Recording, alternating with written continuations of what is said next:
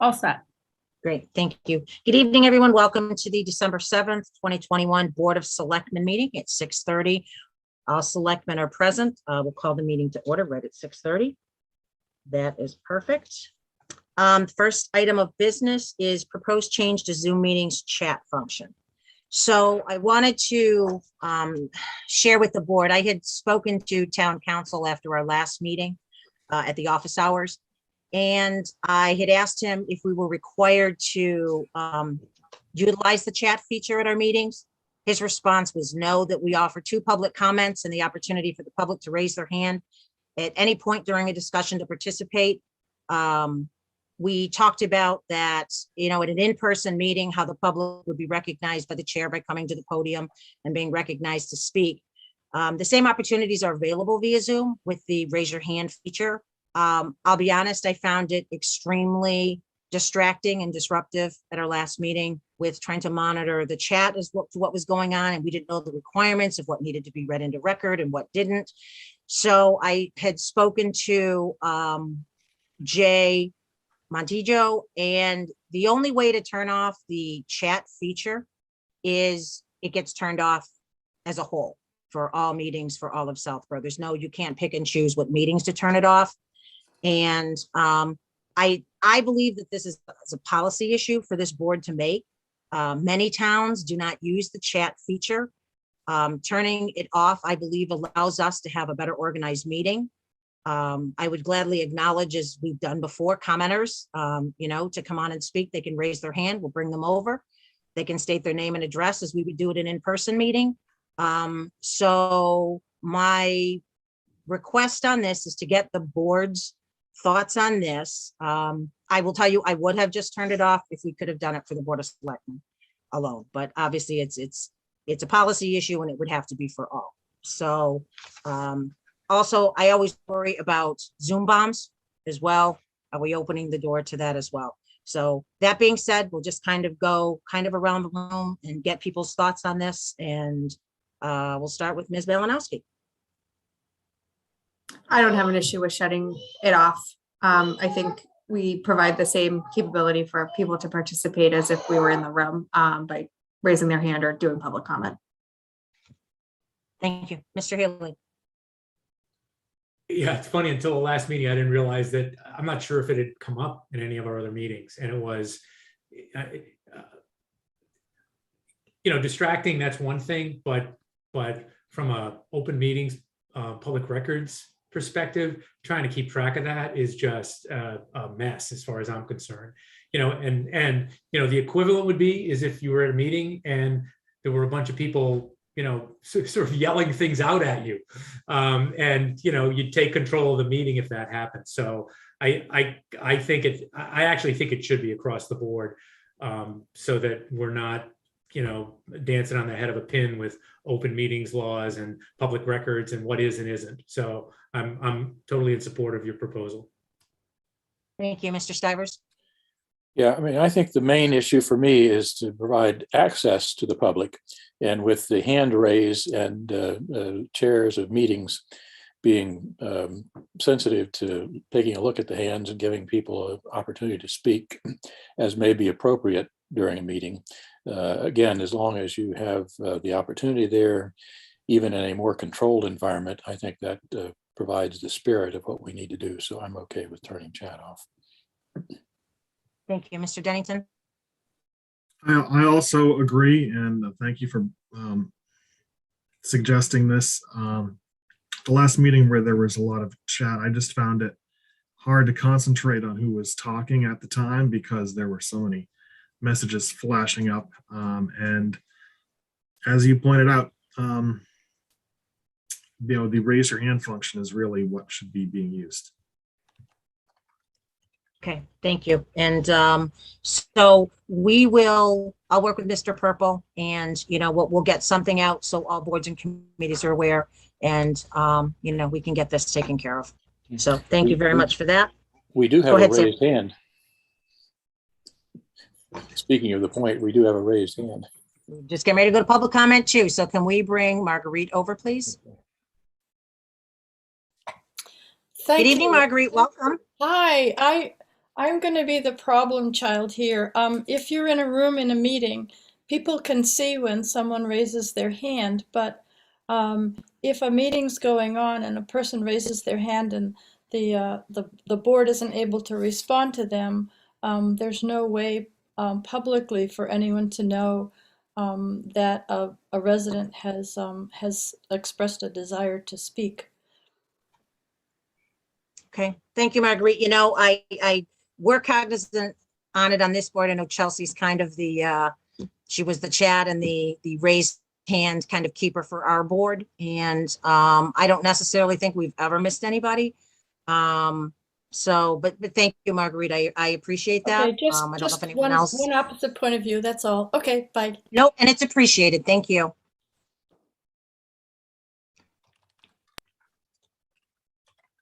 All right, so that being said, does that change anyone's opinion? I think we're, okay, perfect. So I'll work with Mr. Purple. We'll get something out so everybody's aware and we'll get that taken care of. So thank you very much. Next up is public comment, please. Hey, Lisa, Sorry, do you Mark. want to vote? Do you want to vote on that since you identified it as a policy issue, or are you fine with the opinions being stated? I'm fine either way.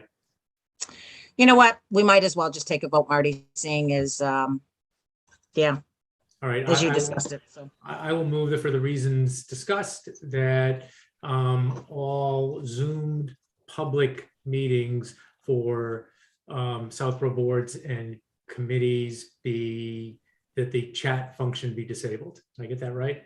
Yep. yes. Okay. Second. Okay, roll call. Ms. Malinowski. Aye. Mr. Healy, Aye. Mr. Stivers, Aye. Mr. Dennington, Aye. and Ms. Braccio. Aye. Thank you very much. All right, Marty, thank you for that. Next up is public comment. If anyone would like to speak, please raise your hand. You are certainly welcome to.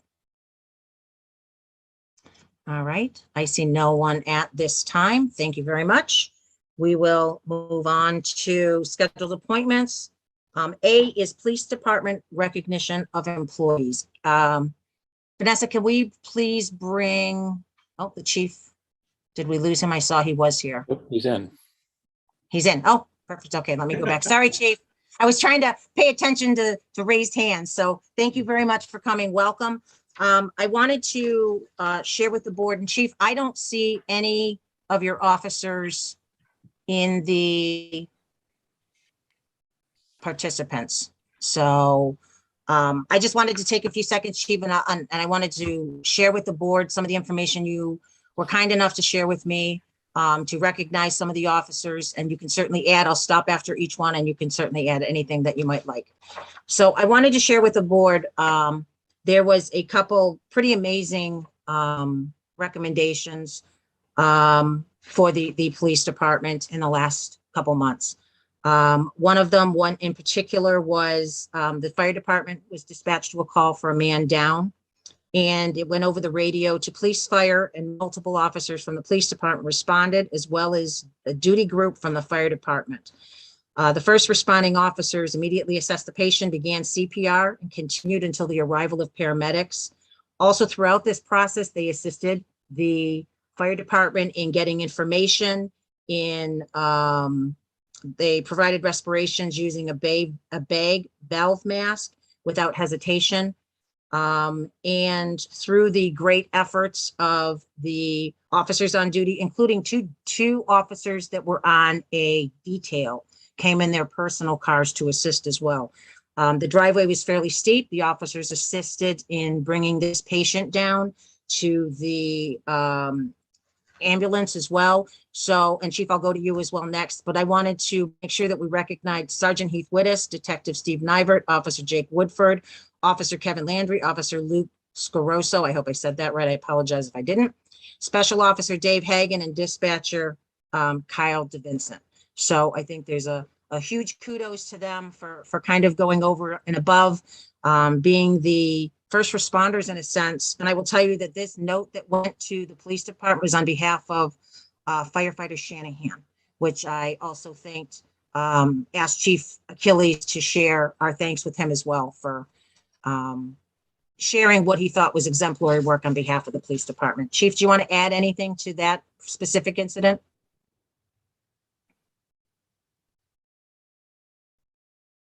Sorry, Chief, you're muted. Hi, is that better? Hi, I just, yeah, I'd like to add a few things. First of all, big thank you to Chris Shanahan. Sometimes you hear these calls come over the radio and you're really not sure what the depth of the involvement is. And I knew that this was a serious case. I happened to be monitoring the radio and just amazed. Sergeant Wittes was literally right on scene when the call went out. So I kind of listened to it all take place. But until Chris put it down on paper, you really don't get that big picture of what's happening. So big shout out to him. He recognized it and made us aware of it. And, you know, this is, like I say, when I introduce some of the new officers, this is the great part of the job. And I'll say that as well with the second one coming up. You come in the morning and you read a report like that, and, you know, you really realize why you're in this profession. Just a couple of quick notes. I did start to think it's almost become very routine for police officers now. And I don't know if you remember, maybe 4 or 5 years ago, police officers were routinely recognized when they did the Narcan saves for opiate overdoses. And I just looked in my records, and since 2017, we've done 25 of them. So I just also wanted to recognize that. And in the second incident coming up, you'll see that they used the defibrillator. And just big thank you to the town. I know they passed a capital item this past spring. Our units were about 12 years old. So this is our new unit that we carry in the cruises, and it was put into play. And I guess it really helped everybody on scene when that took place. Also, I don't know if everybody's aware, but part of our 40-hour in-service, we are trained in CPR, defib, and Narcan every year. And the officers, they are out driving around, so often they're the first on scene. And I do notice when we do our in-service, that's something that everybody takes really seriously. So when you're sitting in a class like that, nobody's daydreaming or not paying attention. You have the full focus, because you know it's just how serious it might be. So I just wanted to add those comments. We did invite officers to come in tonight via Zoom, but I kind of got a little smile every time I mentioned the Zoom option. So just great that we're getting it out in the public. Great. Thank you, Chief. And I'll just briefly touch on the second one. It was Sergeant Michael Wellen, Officer Cameron Kapsky, Officer Jeff Norton, Officer Julia Fontana, and Dispatcher Dave Maida. They had also received, again, a call that came in for an unresponsive male party. And upon the arrival, they evaluated, they performed CPR and administered successful shocks of the AED with very little supervisory guidance. Their actions resulted in the male party regaining a pulse and being transported by the fire department. So again, kudos to all of those officers. We very much appreciate. Sometimes you don't think about when these calls come in that, you know, that they are truly first responders in a whole different respect as well. So many thanks to them. Chief, please share our thanks. I'll kind of go around. I don't know if anybody wants to add anything to that. Marty? No, other than on the one hand, it's recognition. On the other hand, given the track record, it really doesn't surprise me. So kudos to the department and your individuals, Chief. Thank you. Thank you, Sam. Again, kudos. I think this is part of what makes Southborough a great place to live, is that you've got that kind of support that's trained and ready to help and basically save lives here. So that's critical importance, and we appreciate the hard work and good work that but various public safety departments do. Thank you. Thank you, Sam. Andrew? I also, like Marty, don't have anything to add to Lisa's comments, other than that I think it's important that we do this periodically so that the officers know how much we appreciate the work that they do. Thank you.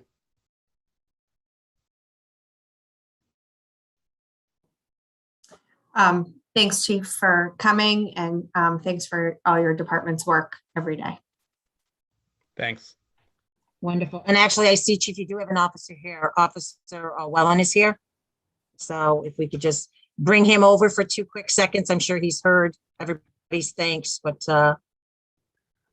happy to share it one more time with him. That's great. Thanks for Mike for coming. Just in closing, I just want to point out, I think it was Sam who pointed out living in a town and getting that type of service. And sometimes you hear about a little bit of red and blue rivalry in the professions. But I must say, in my time in Southborough and long before I got here, on calls, on everything that we're tasked to do together, we work wonderfully. And that's a tradition that preceded me and will be here long after I'm gone. So big shout out to them as well. Great team members. Great, thank you. Sergeant Wellen, thank you. Thank you for coming tonight. I hope you were able to hear all of our appreciation for the wonderful job that you guys have all done and the lives that you've saved. So we thank you very much for that, and thank you for coming. Thank you very much for the kind words. Appreciate it. All right, thank you very much. All right, we're going to move on from there. So again, thank you for attending. Next up is interviews and appointments for the Arpa committee. So I wanted to let the board know that we're leaving the charge for the citizens at large open until Friday. We're going to do one more push. We had another applicant come in this morning. So I think it creates a great opportunity for the 2 spots. We have 3 applicants at this point. Some pretty amazing people have stepped forward wanting to do this. The planning board has brought us Marnie Houlihan, advisory Tim Martell, EDC John Woods, and Capital last night, recommended Joe Palmer and Tony Schoner. So we have a couple options here. We can seat those members tonight. I would ask the board, I know we're meeting next Tuesday with advisory. My goal is, it's been a really long year for all of us for a lot of reasons. And I am hoping that there's going to be nothing that really comes forward that would necessitate a meeting on the 21st. So my question would be to this board, would you be willing to meet at 6:30 on next Tuesday? And then we'll go into the advisory with advisory at 7. At the 6:30, we could actually interview and appoint these people. There's a couple consent items we could take care of. And again, my goal is to not to have a meeting on the 21st, because advisory is actually meeting the 22nd, and they're starting some of the discussions with the department heads. So if any members would like to participate in that, we can certainly post a meeting in case there's a quorum, but that's kind of my goal. So we'll open it up to thoughts from the board. I mean, I'm happy with appointing the sitting board members that we currently have and doing the citizens next Tuesday. So we'll start with you, Sam.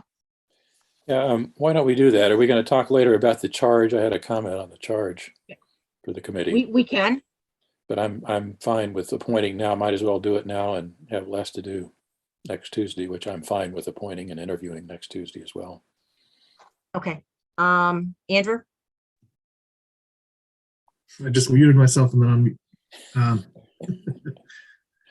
I agree with what Sam suggested, and I'm willing to spend, meet even earlier if you want on next Tuesday in the interest of trying to avoid a meeting on the 21st. And I don't know, just one thing to consider is, what time is the joint meeting with advisory? 7 o'clock. 7 o'clock. Okay, so does that,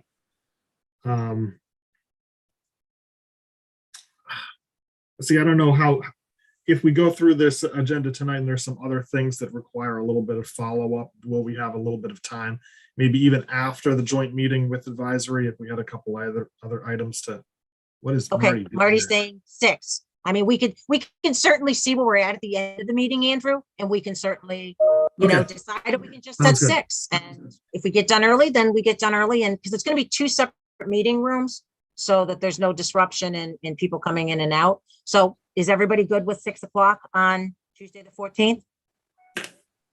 Chelsea? Yeah, Sam? Okay, so why don't we do that? And we'll put anything that we could need to squeak on the agenda for that. So Andrew, you're fine with sitting the boards and committee members tonight and doing the interviews and appointing the 2 citizens at large on Tuesday. Yes. Okay, Perfect. Chelsea? I'm good with that as well. And just want to thank the volunteers from the current boards and committees who threw their hat in the ring for this one. Much appreciated. Okay, Marty? Yep, I'm fine. And Sam, I only thought about something with the charge. Is it minor? Because if it's not, it's not really not part of the. Yeah, no, actually, Marty, I just looked and saw the thing I was interested in had been changed in the packet one, so I'm okay with the charge. Okay. And otherwise, I'm fine with the approach, appointing tonight and appointing again on, what would that be, the 14th? 14th. Okay, perfect. So then do we have a motion to appoint Marnie Houlihan, Planning Board Rep, Tim Martell, Advisory Rep, John Wood, EDC Rep, Joe Palmer, Capital Planning Rep, Tony Schoner, Capital Planning Rep. Let's see, with a June 30, 22 expiration date. So move. So move. Okay, okay, second? Second, whatever. Thank you, Sam. Much appreciated. Roll call. Mr. Healy, Aye. Mr. Stivers, Aye. Mr. Dennington, Aye. Ms. Malinowski, Aye. Ms. Braccio. Aye. Thank you very much. Those are all set. Next up is Chairman's Report. Just wanted to give a quick update on the Gobble Wobble. There was 913 participated, which was pretty incredible. It was pretty nice to see all the people. I see Mr. Healy's beautiful bride actually took her division. So with a very extraordinary Don't identify times. the division because I'll get in trouble. I'm leaving it at that. So anyway, it was wonderful to see. It was wonderful to see such a great turnout. There were people showing up, looking to register that morning as well. So absolutely fabulous. So kudos to the Friends of Recreation, the Recreation Department. It went off absolutely without a hitch. And I have to say the times were pretty astonishing. Some of the first runners that came over it was something. So thank you to them. Next up for me is office hours. Because we're meeting on the 14th, we're going to push off the December office hours just till January. And so it was Sam and I believe Chelsea. In December, you guys will sit for our January office hours. And that's it from me. Next up is Noise Bylaw Committee update. Mr. Stivers, I believe that's you. Yep, it was me, thanks. Just a quick update to let folks know that the Noise Bylaw Committee has now held several meetings. They're up and running. Good discussion about other town bylaws and key issues to be addressed, such as hours, noise level limitations and measurement and so forth. And I think as we had hoped, there is a wide range of views represented on the committee. So it's been, again, interesting conversation so far. And they're working on a plan to solicit some public input as required by the charge. So again, the message is they're off and running and pushing hard to get something for consideration at the spring town meeting. So encourage them to keep going quickly and doing a great job so far. Thanks. Great. Thank you, Sam. Much appreciated. Mr. Purple, Town Administrator's Report. Oh, sorry. Excuse me, Marty, go ahead. Yeah, this is something that post dated or post time, whatever the right term is, the posting of the agenda. But on Saturday night, I don't know if other folks had the opportunity to go to there was an open house for the new little apothecary artisans shop in downtown Southborough. And it has many virtues, not the least of which is it's walking distance from my house. And it was a great event. Incredibly talented people, great energy. And it was, there were a number of people in conversations who noted that with that new shop and with the downtown boutique, the little consignment boutique, that it was a great feel on a Saturday night in downtown Southborough to have people walking around and a shop open. And again, they're bringing some great energy and they're going to be having events like this and showcasing their work and other artists. And it was a great way to spend some time on a Saturday night. So kudos to them.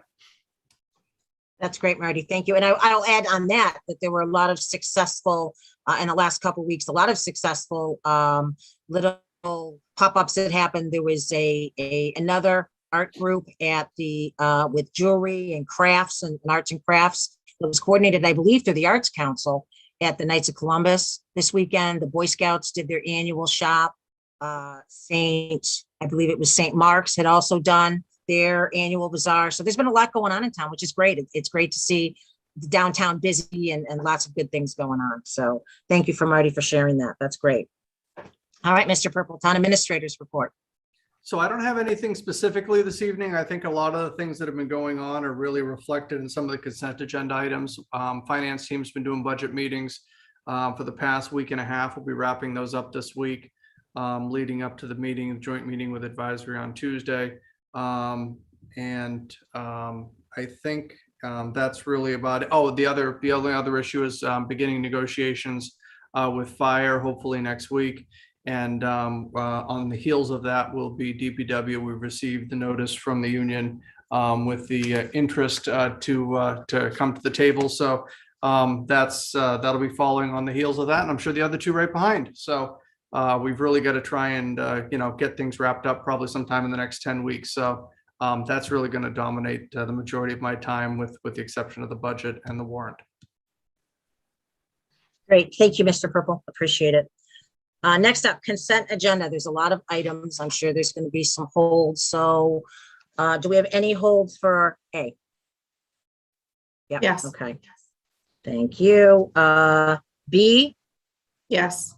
C, Yes. D, Yes. E, Yes. okay, F,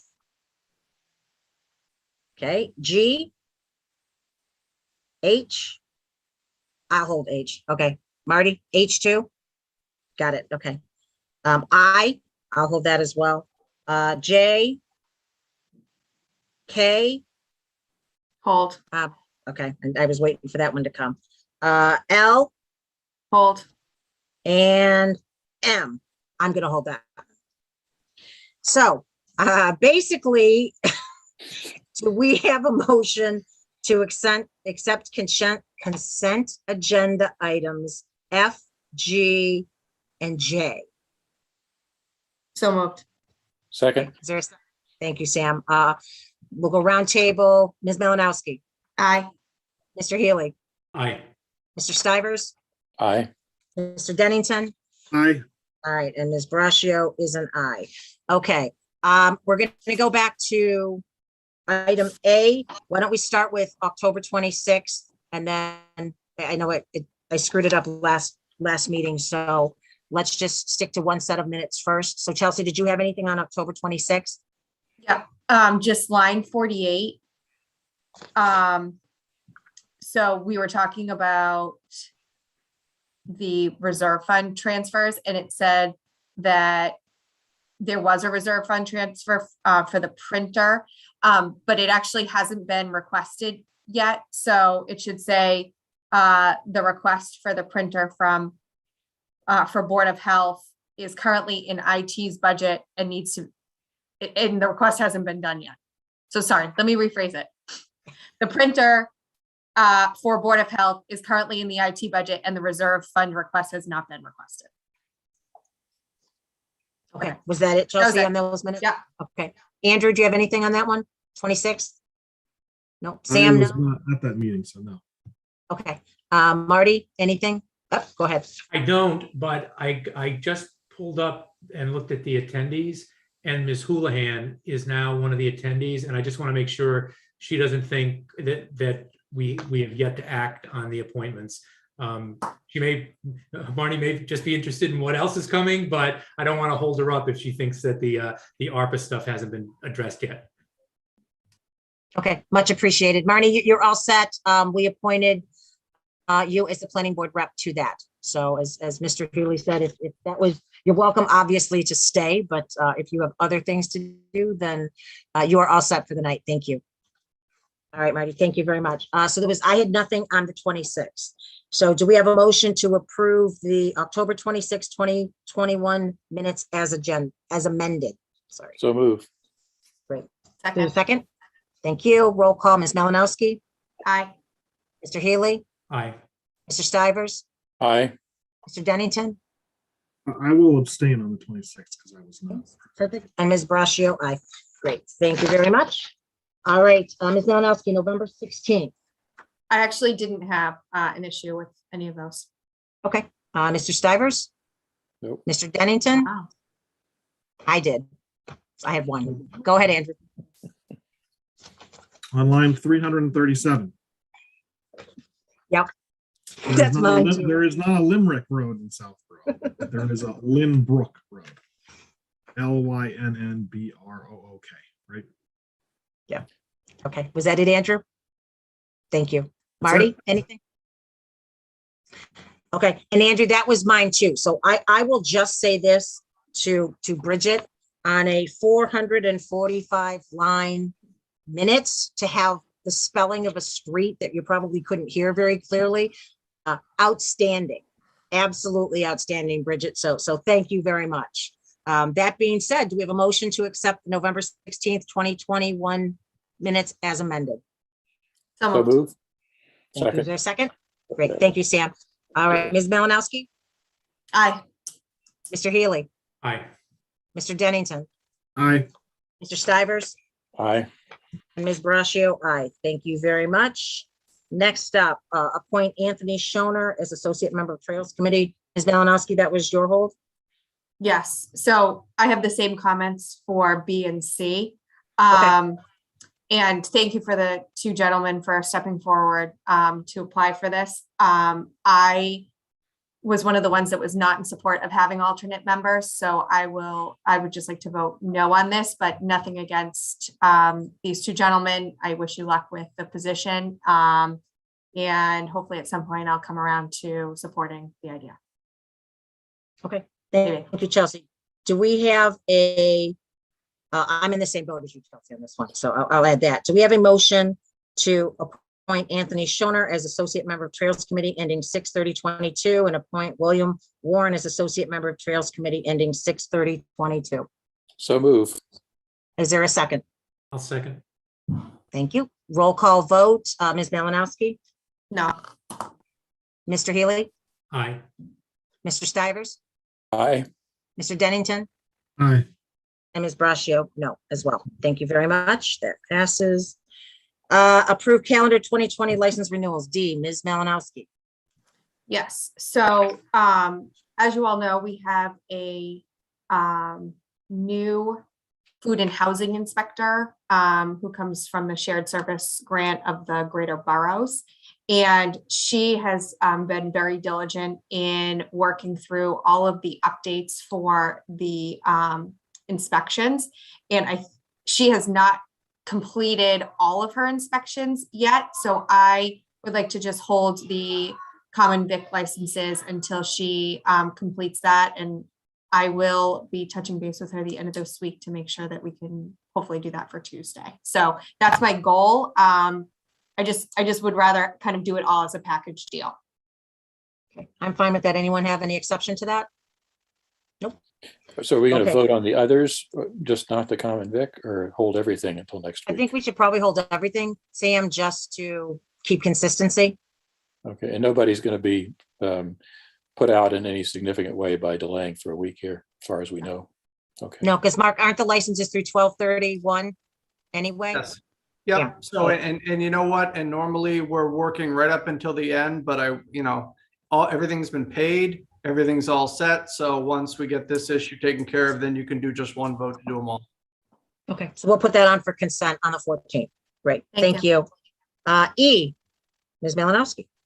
Yeah, I had a comment about this because in the printed packet, it came out black and white. So I just wanted to make sure that we update it somewhere on the town website so that we can see the colors related to the precinct changes. So I just wanted to point that out to make sure that we update that somewhere so that it's visible, or maybe when we post the packet for these meeting minutes that we include a color version of this. Okay, Chelsea, I think we can do both. I'm sure Mr. Haggerty would be happy to, if he hasn't already. I know I looked, so I'm sure he would be happy to do something. And I'll just offer one reminder on this too. When we do take the vote on this does have to be signed. So everyone is going to have to make sure they stop up the townhouse to sign this. He needs the letter for the local elections district review commission. So that being said, with that noted, do we have a motion to approve changes to the precinct boundaries for precinct 1 and precinct 2? So, I'm sorry? so moved. Second. Okay, thank you. Roll call, Ms. Malinowski, Aye. Mr. Healy, Aye. Mr. Dennington, Aye. Mr. Stivers, Aye. and Ms. Brascio. Aye. Thank you very much. Next up is I held H. I think Marty held H as well. So Marty, I will defer to you first. We're probably going to do the same thing. So. You may recall that, I don't remember which meeting it was, but that I am now the Board of Selectmen representative to Shopsy. And so I went to my first meeting on Monday morning, and as Dorianne was resigning from being the Shopsy representative to CPC, she nominated me to be the Shopsy representative to CPC. I checked with Mark beforehand, I knew it was coming. And there's actually no prohibition to a Board of Selectmen member being a different committee's designee. We, the Board of Selectmen, couldn't designate me. So, but I just wanted to let folks know, and if just to make sure nobody else on the board has an issue with it. I don't have an issue with it. Again, I'd be Shopsy's representatives, but that doesn't mean I don't remember that I'm a member of the Board of Selectmen. But again, I don't have an issue with it. There's no legal prohibition to my doing it, but I wanted to make you all aware of it. Okay. Thank you. Thank you for doing it. Don't you love just being, picked to do things? I love to do that. Yeah, I forgot to take a step back. That's what happened. All right. So I actually held H and I. We'll take care of both of those at the same time. Actually, I wanted to thank Ms. Jasinski for her time on CPC and Mr. Nixon for his time on the Recreation Commission as well. They both currently serve on the personnel board, so we're not losing them fully. As well as Mr. Healy said, Ms. Jasinski is also on Shopsy and Mr. Nixon is also on golf. So we're not actually officially losing them. I think they just have enough on their plate at this time. So that being said, do we have a motion to accept the resignation of Dorian Jasinski from CPC Shopsy Rep and accept the resignation of David Nixon from Recreation Commission? So move. Thank you. Do we have a second? Thank you. Roll call, Ms. Malinowski. Aye. Thank you. Mr. Healy? Aye. Mr. Stivers? Aye. Mr. Dennington? Aye. Ms. Brascio, aye. Thank you very much. That brings us down to K. Chelsea, did you hold that because you have to recuse from the vote? Okay, Yes. Mr. Healy, are you in the same, if that's a bond item? Yeah, I let Miss, I don't know if I let Mark know, but I let Brian Valentine know. Yeah, I can't participate. That's fine. So we'll recuse you both from that vote. And do we have a motion to approve the bans for fire truck and Fin School boiler? So move. Thank you. Do we have a second? Andy? Second. Thank you. Roll call. Mr. Stivers, Aye. Mr. Dennington, Aye. Ms. Brascio, aye with 2 recusals. Thank you very much. Next up is L, Ms. Malinowski. Yes, thank you. So this is on the EEA grant that was just awarded. And I had a few questions related to the match. So if you remember, I had dug into the prior grants match and had some concerns coming out of that. So in terms of the in-kind services for the DPW, the town planner, the assessor, and the administration, I assume that won't create any issue for those departments and that they've been made aware of those in-kind contributions, whether it be in FY22 or FY23.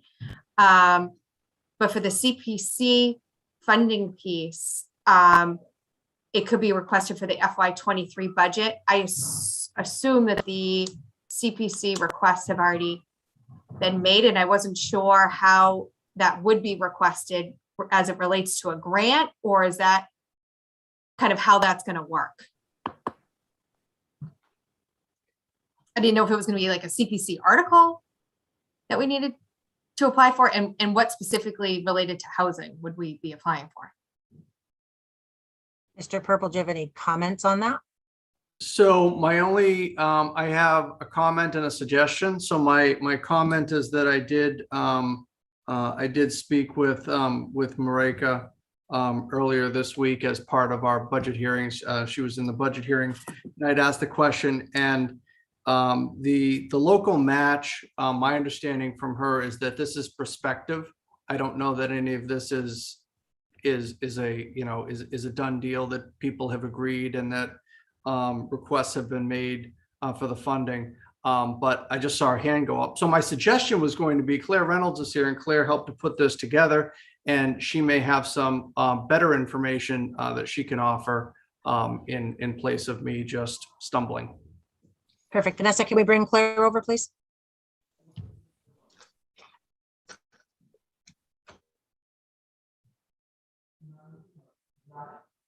Good evening, Claire. Welcome for being here. Thank you for coming. And it's actually perfectly timed that you were here. So I'm sure you heard Chelsea's question. Oh, did I lose you? Claire, are you here? Claire, you're muted if you're here. Thank you. My There you are. apologies. No, you're one of fine. the Welcome, things- Claire. Thanks, Mark. Perfect timing. One of the things was a requirement for the grant was where the match was going to come from. So what had been done ahead of time was Mark and I talked about a recommendation of where the matches would come from. So that was formalized in a memo that was sent to Kurt Gartner, who is the Director of the Energy and Environmental Affairs. That memo exists, and I don't know what other questions maybe I'm not clear on. Thanks, Claire. So I'm specifically asking about the $3,000 match for that's listed as CPC funding housing could be requested for FY23 budget. If there's something that needs to be in the FY23 budget for this match, is it? At the time that the grant was put together, the FY23 budget was even thought about. So it's the forward planning that has to be done in order to support what the town wants to do with accepting the money from this grant. We're now at the point of putting together the budgets, and this is something that has to be considered. But which budget is the $3,000 coming from for FY23 for this match portion? There were, there were three different budgets. Excuse me. There were three different buckets, so to speak. Yeah. So on a $50,000 grant, the match was 12.5, and it was split in three different pockets. And there's consulting money in several of the different budget line items for different departments, where the different departments could support the benefit that the town would be getting from this grant. Okay, so I'm not following, and I understand that you put the grant together, Claire, but I'm not sure that you maybe could answer my question, seeing as you're probably not involved with the individual budgets that are going through review right now. So I think maybe I need to work with either the coordinator or the EDC to figure out kind of where these monies are coming from. I mean, the $7,500, is that assumed to be part of the 10,000 that's historically been in the consulting budget for EDC in the past? So The best way to clarify this is from the emails that I had initially sent to Mark in preparation for sending the grant to approval, and his following email that he sent to the director of the economic, the environmental and energy affairs. All of this work was done ahead of time. So there was nothing that. I understand, but it seems like there's maybe a disconnect between what was applied for the grant and what needs to be budgeted for FY23 to cover the in-kind portion of this. That's what I'm concerned about. That we have the appropriate budget, having a grant not being able to fund the in-kind presents a problem. So I would like to see where in the FY23 budgets that these items are coming out of. And Claire, you may not, seeing as you put the grant together in May, you may not have that information for the FY23 budgets if you're not involved with those individual budgets that they'd be coming out of. So I think I can draft a letter to send, or a memo, an email to Mr. Purple and Marika to maybe outline where those monies are supposed to be allocated from. Chelsea, I guess okay, I would ask the so- question as well. Excuse me, Claire, 1 second. Can I answer that question first, Lisa? All of this was done prior to sending in the request in May to submit the grant. It was all documented.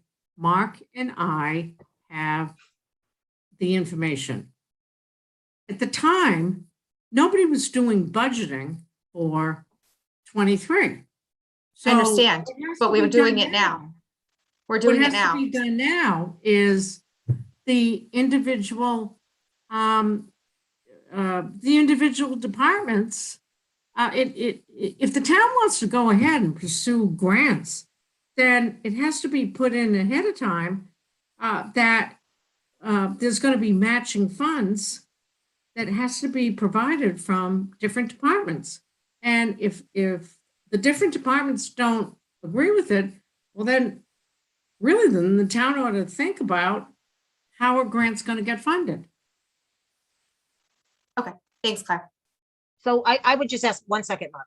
Chelsea, I would just ask, I mean, I understand asking Marika on the 7,500, but I think the bigger question, and Mr. Healy, now this is you from CPC, I mean, was CPC even asked? We have no control over, is this a warrant article that needs to be brought forward? I mean, how would this be funded through CPC, and has the question even been asked? So Marty, I can toss that to you to ask at the potentially next CPC meeting, or even reach out to the chair now. And just to make sure, I understand, Chelsea, where you're going, to make sure that we've covered the bases within the 23 budget to pay these. So, Mark, go ahead. Well, yeah, I mean, I'm not sure I can have much more clarity. I mean, I think that Ms. Reynolds and Ms. Malinowski are just talking past each other from different points in the process, because when the grant was put together, there were areas that were identified which could be used as the in-kind, the in-kind match, the matches and the funds. But those haven't been, now that the grant is received, and again, a lot of these are 23 budget. Yes, I fully agree. We hadn't even started 22. We weren't doing the 23 budget. So now those items, if the board wants to go forward with this, we've got to put this in place, and especially the town consulting funding in the 23 budget. When the board is taking a look at budgets and considering cuts, you need to understand that, we don't want to do anything if we're going to jeopardize potential match money that's sitting in a budget that just needs to be recognized. So hopefully that provides a little. So I think Miss Reynolds and Miss Malinowski are both correct. It's just that, Miss Reynolds was looking at it from applying for the grant. And now Miss Malinowski is looking at, okay, we've got the grant. How do we put this all together? And where do we go from here? Sorry, go ahead, Marty.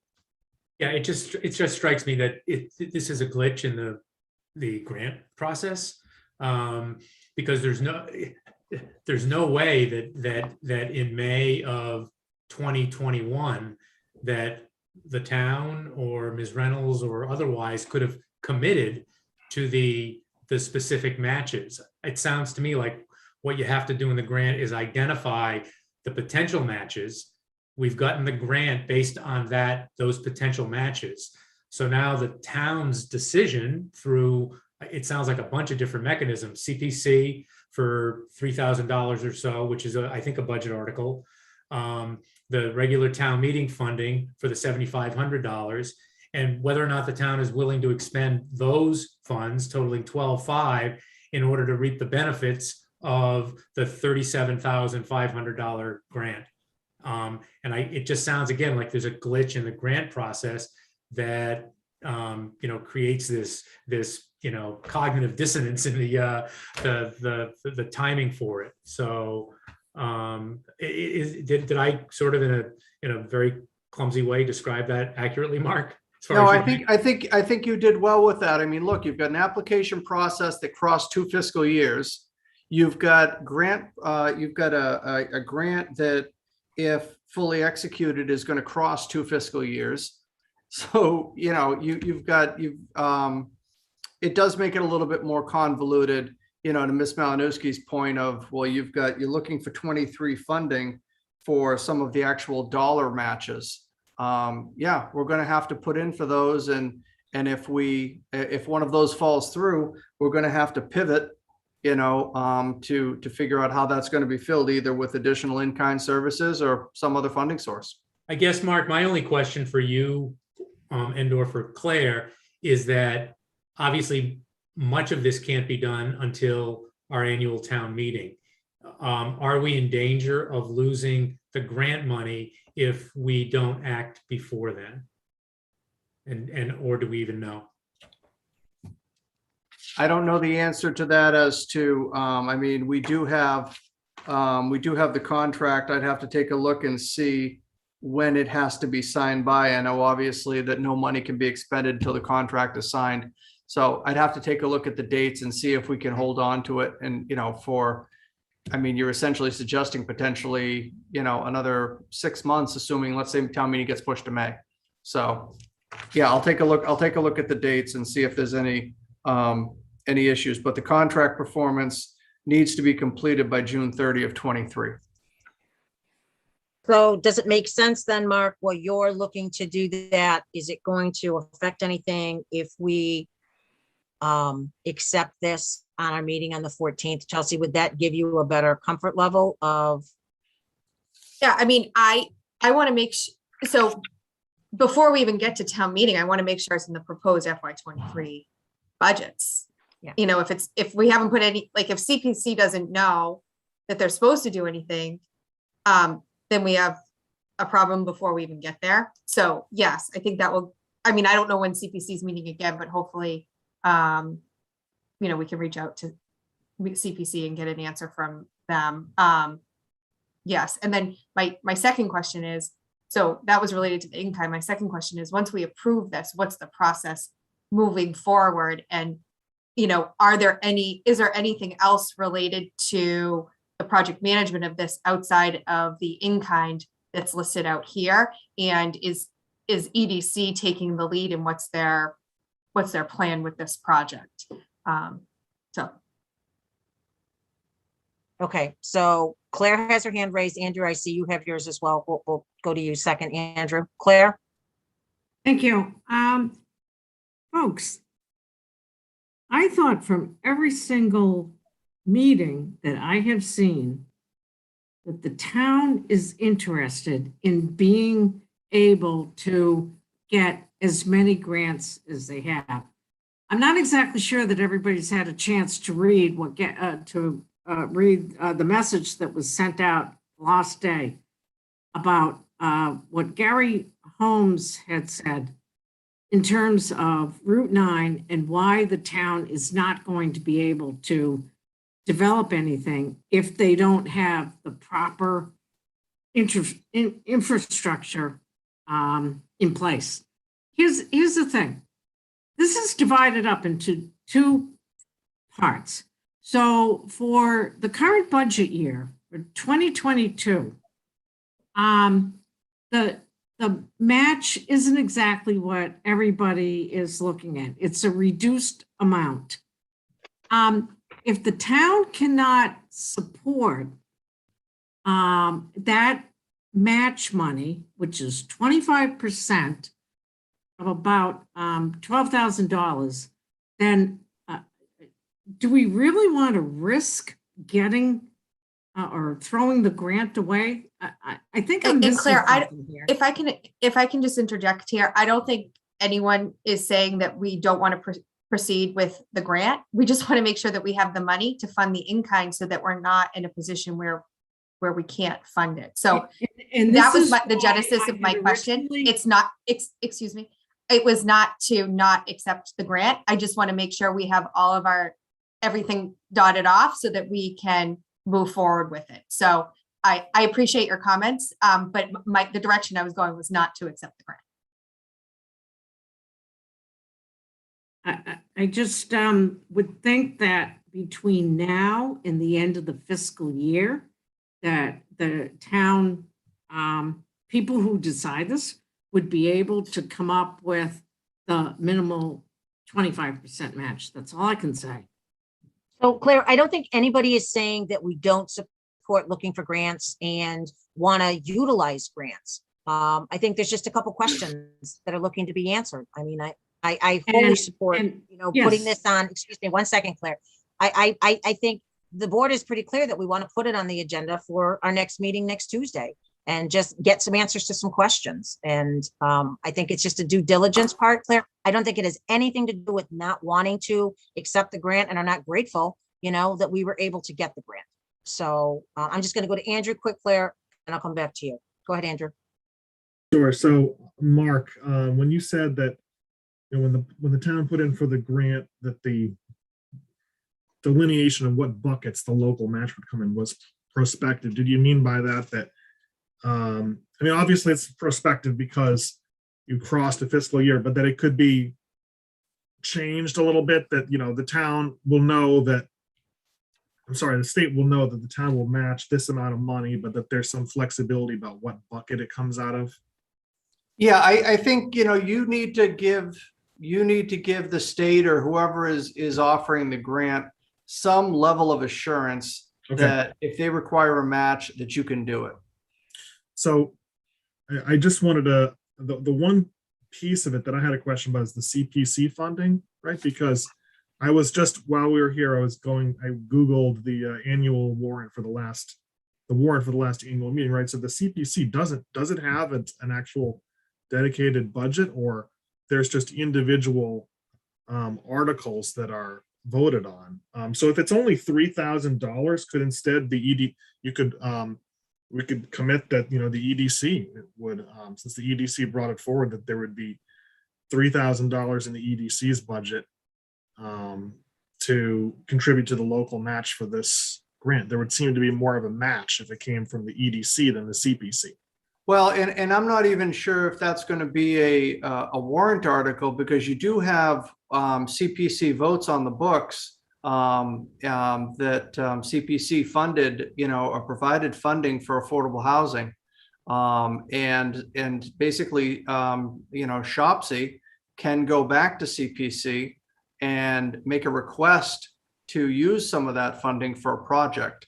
And CPC would then approve the money. And I know that there's a question, from Shopsy's point of view as to whether they should have to go back to CPC to get the approvals on a project basis, or whether all of that money should be available to CPC. But I do think that avenue is available without town meeting if in fact the potential use fits within the four corners of that article. So that may be something that could be done with existing funding and not have to be another CPC request. Two things for that, Mark. One is, I don't believe Shopsy has the authority to request funds. I think that would have to come from the Affordable Housing Trust Fund. One, and two, I think the guidelines for affordable housing are fairly clear. And if we're talking about wastewater, I think we just need to be able to make a pretty sturdy case that, that the use of that ties into the requirements of CPC for affordable housing. So that's my only concern on that. And again, Andrew, I agree with you. If there's another avenue to do it that makes it a heck of a lot easier, then that's probably the path we should look at. Yeah, I mean, I I'm just saying, remember. yeah, like I said, I'm just saying that I think you can make a case, but it's worth exploring rather than creating a new article and assigning new funds and everything to it. Go ahead, Marty. Yeah, I just think, Claire and the folks you work with at EDC, it seems like they did a terrific job getting this grant. And in some respects, their job, other than hopefully implementing the grant, in terms of the funding, is over by having the discussions at the front end that they had with representatives of the town. It just seems to me, and I think this might be part of Claire's frustration, it seems to be this is now the town's problem, because we've got a grant sitting there, and we, not Claire, not really the EDC, but we, the town, have to come up with, and I think, Chelsea, this was your point, we have to come up with to borrow Claire's term, who borrowed my term, we have to come up with the appropriate buckets to identify and make the determination about whether or not we're going to come up with it sounds like in the short term, it might be only $2,000 or $3,000, and in the longer term, 12.5. But it seems to me, Mark, in a lot of respects, I think this falls on you to come back to us and say, these are the mechanisms I recommend that we use to fund this first shorthand, $2,000 or $3,000 for FY22, and then finishing it up to 12.5 that bleeds over to FY23. Isn't that the right? I think you're nodding, Mark. So hopefully that means you agree with me. It seems to me that's the way forward. And Claire, we're not putting something back on you. You guys have done your job. You got us the grant. Now we got to figure out if there's a way for the town to match the funds so we enjoy the benefits of the grant. Thanks, Marty. So again, I think, Mark, you've got some marching orders before the 14th. So, okay, so I'm actually good with holding this till the 14th and potentially having a better path. Claire, and again, that this is, I don't think anybody on this board wants to say no to the grant. It's just, we have to make sure all the pieces fit and we do our due diligence on it. I think that's what Chelsea was trying to say. So thank you for that. Lisa, Thank you for. Lisa, it doesn't have anything to do with me. I wrote the grant. I got the town got the grant. I get it. It's That's up why to I'm thanking you. I get it. That's why I'm thanking you, but I don't want you to Thank feel you. discouraged. So that's why I'm saying what I'm saying. So Thanks. that's it. Thank you very much, Claire. All right. Next up, we'll hold that till the 12/14. See, Andrew, 6 o'clock was good on the 14th. So next up is I held the award of the golf management RFP. I just wanted to toss this to Mark quick because I think there's a couple things in here that if the public may or may not delve into the packet, but I think it's some real exciting things within this contract. So Mark, I will just toss this to you briefly before we accept. Okay, thank you. So you got a quick memo earlier today, and I apologize for the lateness of it. The bids were due at noontime on Friday. And as of noontime on Friday, we only had one bidder, which was New England Golf, which is the current management company for Southborough Golf Club. Also has been managing it since it was St. Mark's property. So a total of, they've been with the property for 16 years. We did receive another bid almost 4 hours late. I had a nice conversation with the gentleman. It's a company out of Vegas. So we had a conversation. He fully understood that he wasn't, that it wasn't timely and could not be considered. But, when this contract is renewed, I will likely at least have another player, hopefully, that will want to be involved. The contract that we're looking at is a 5-year contract. The board has the possibility of 2 one-year extensions. I think the improvements that we've made to the course have made the course very attractive. And you could see that in the information I sent out earlier. We got the November revenues, and for calendar year 21 for this season, the golf course had gross revenues of over $517,000. They've never had that much. This has really been, it's been a good year. We've made some nice improvements. The brand new putting green is going to be all set to go for the spring of 22. The hitting cages will be all set to go for 22. It's really, shaped up nice. And I think it's come back to what we promised we would do when we had to move that clubhouse as part of the public safety project, is getting the course back up on its feet so that it could either succeed or fall apart all on its own, but it had nothing to do with the fact that we didn't put the effort in. So everything looks nice, and I appreciate the CPC funding. Back to the contract. So the one piece of the contract in the bid from New England Golf is, and you have this information, they have proposed an increase in their annual fee so that they would be providing us, right now it is 10% of gross revenue. And given this year, it was slightly over $51,000, almost 52. That comes back to the town. Again, that goes into a revolving fund, can only be spent on the golf course, can only be put back into the course. And we have not spent anything out of that revolving fund yet.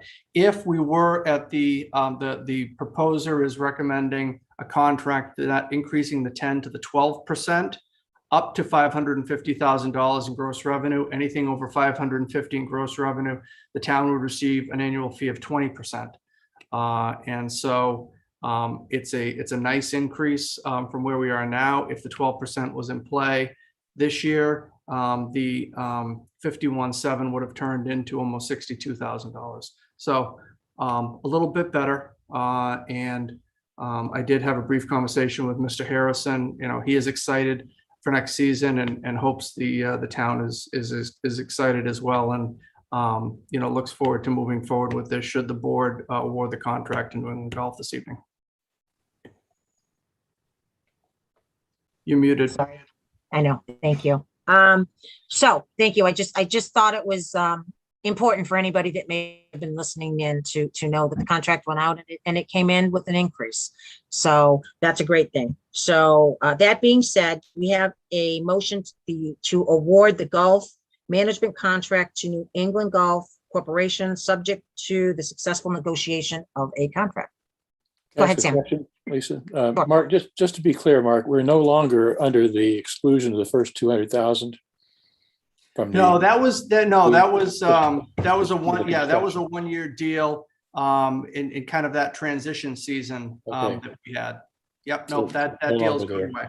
And are there any other issues relative to differences between the expected contract versus the current contract? Anything significant that they're looking for that would be different from our current contract? There's been nothing that's indicated, and I can have those conversations with Mr. Harrison, but I don't think there's no changes that I'm aware of any significance from what we currently have to what we'll put in place. Is there any conversation around their likelihood or expectation or commitment to investing in some irrigation capacity for the course? I think it's I will say a mutual consideration, something that, that the board, would need to consider with some of I don't want to say the revenue sharing agreement, but with the annual fee coming back, that goes into the revolving fund that can only be spent on golf. I think that, we could look to commit some funds and everything to that. Bonding rates are very good, and we can take a look at doing something like that. It's very difficult to think that we wouldn't do anything like that when you took a look at what the course looked like this year, given the amount of rain we had. Normally everything dries out and the fairways all start to dry out, and it stayed really green all year. And I think that really helped with play. So, so I think we need to to take a look at that, whether, and part of it is investigating, I think, putting a well on the property. Because if you were looking to fund irrigation with MWRA water rates, that's going to be an expensive operation. Couldn't do it. But again, I think that, again, I'm in favor of continuing with the current manager here, but I just want to be sure there's nothing sort of in the works that would somehow not allow us to consider things like irrigation and so forth. If you'd had conversations with them, if they've said that, no, we're not interested in that, then that would give me some pause in terms of voting for the contract. But it sounds like we're on the same path there. And it is in our mutual interest to increase the number of rounds and make more money for everybody. So yeah, we've had a lot of there's been a lot of the 9-hole courses, the par threes and that have closed in the area, and it's become a real attractive option. And I think the concern was that once the pandemic, or at least the part of the pandemic that kept us inside, really allowed people to get out and play golf, because it really was the one thing you could do and go outside and do. Okay, after 2020, we're going to see things tail off. They didn't expect, and I didn't expect, I'm not sure anyone did, this level of play and this level of revenue they've seen. And so I think it's great to build off of. And I know they're looking at, expanding and doing some junior programs and that with the new putting green area and the hitting cages. And I think there's a bevy of potential revenue sources that have not been tapped yet, and the management company working with the golf committee to bring those to fruition. Good. All right, thank you, Sam. Anything else? Sorry, did you get feedback from the golf committee on this? I did not get feedback from the committee yet, on this. I'm happy. I mean, this happened, really fairly quickly in order to make this happen. It's one bid. The golf committee is just started to work with the management company and talk about some things. I know there's been a couple of issues that residents have brought forward to look at some additional netting along Lattisquama to try to provide some additional, protection to the residential homes on the other side of the street. I think that, we do have money in the revolving fund that can only be spent back on the course. So once I'm fine with moving ahead. I guess I'm a little disappointed that we haven't involved the golf committee at this point in the process. I'd be interested. I expect that they will be supportive, but I would hope that they'd be early in this. So that does it for me, Lisa. Thanks. Yeah, I have been. I do want one other thing. I have been making sure. Right, 30 seconds. What's that? You're ruining my time. 30 seconds. Sorry. I'm already over here. Golf committee I've been keeping them in the loop in terms of all of the reports and the financial management things we've received from the management company. So I'll continue to blossom that relationship, Sam. Good. All right. Thank you. Thank you. Go ahead. Nope. Go ahead, Sam. If you had something else, go ahead. I'm done. Thanks. Okay. So do we have a motion to award the golf management RFP to New England Golf Corporation subject to successful negotiation of a contract? So move. Is there a second? Second. Thank you. All right, Ms. Malinowski, Aye. Mr. Healy. I'm scared to say anything but aye really quickly. 30 seconds. Mr. Stivers. Aye. Perfect, Sam. Thank you. Mr. Dennington. Aye. Ms. Brascio. Aye. Great. Thank you very much. That was the longest consent agenda. Next up, just discussion of the pay rate for recording clerk. Sorry. I had broached this subject with the board briefly in the past, and I just wanted to take a few minutes or longer if need be. We had talked about the inequity of minute takers and some suggestions that I'm hoping that the board would consider. Vanessa and I have been looking into this, and we're just looking for some final clarification so we can bring some form of policy or to create a draft policy for review at a forthcoming meeting. I had suggested in the past to the board that we only allow permitting boards, executive boards being the select board, and finance boards being advisory to be the only boards allowed to utilize paid minute takers. I went back. I know everybody would like to have them, but I went back. I know there's currently 3, maybe 4. I'm not 100% sure. And if you figure 12 meetings a year at $150 a year, that's $1,800 for minute takers. And I know there's plenty of boards and committees that would like to have one that, are currently taking minutes. A lot of the boards and committees are switching out. So that's just for consideration. And then the second piece is we had talked about an equitable pay scale.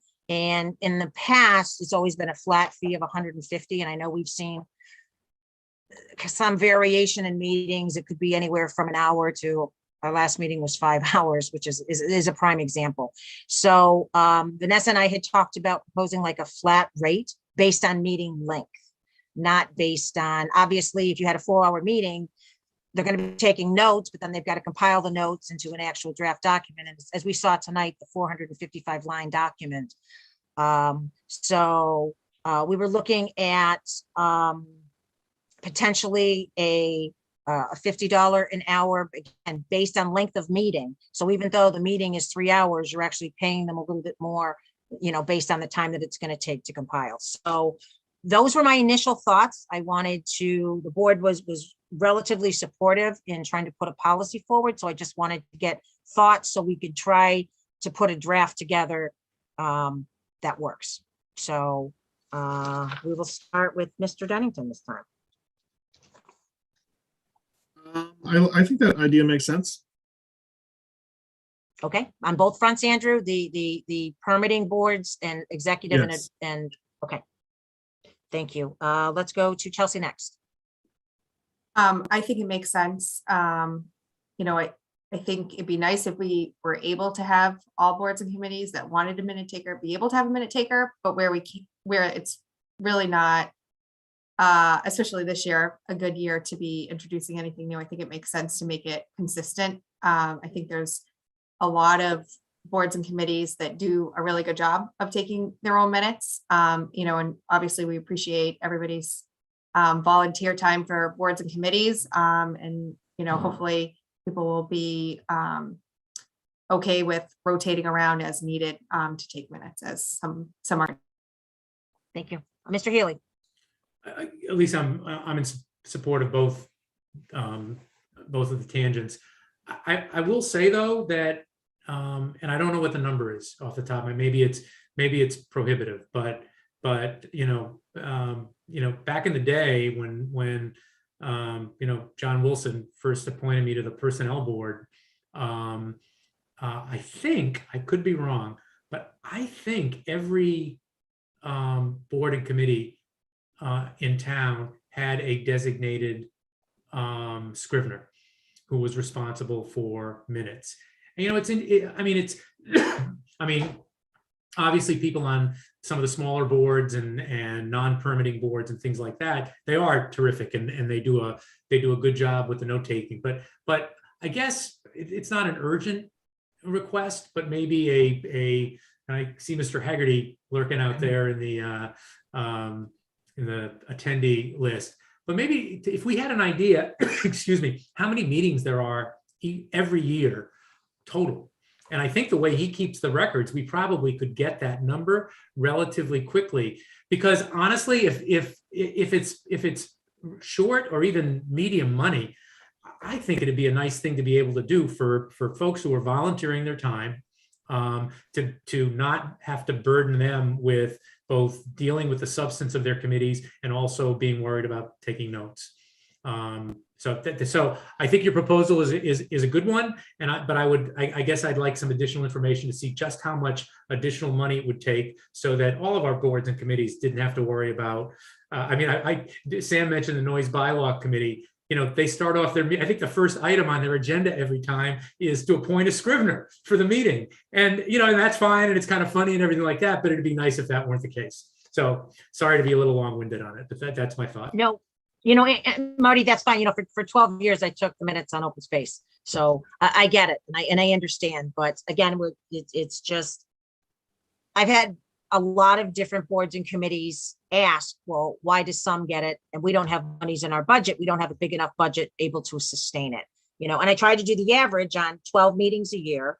And, on average, based on the 150, it would be $1,800 a committee and again, we could take a look at how many meetings there are. And again, the length would come in. My only goal in doing this was be able to start the discussion. So Vanessa and I could put something down on paper to bring back that the board can have a bigger discussion on. But in between drafting something, and I'm thinking for this, probably it would be our January meeting, to have something. And Marty, I will get the information. I'll work with Jim to get that information as well. So that's it for that. We just wanted some form of direction. We have it. Thank you. Do I Next get to up, continue- comment?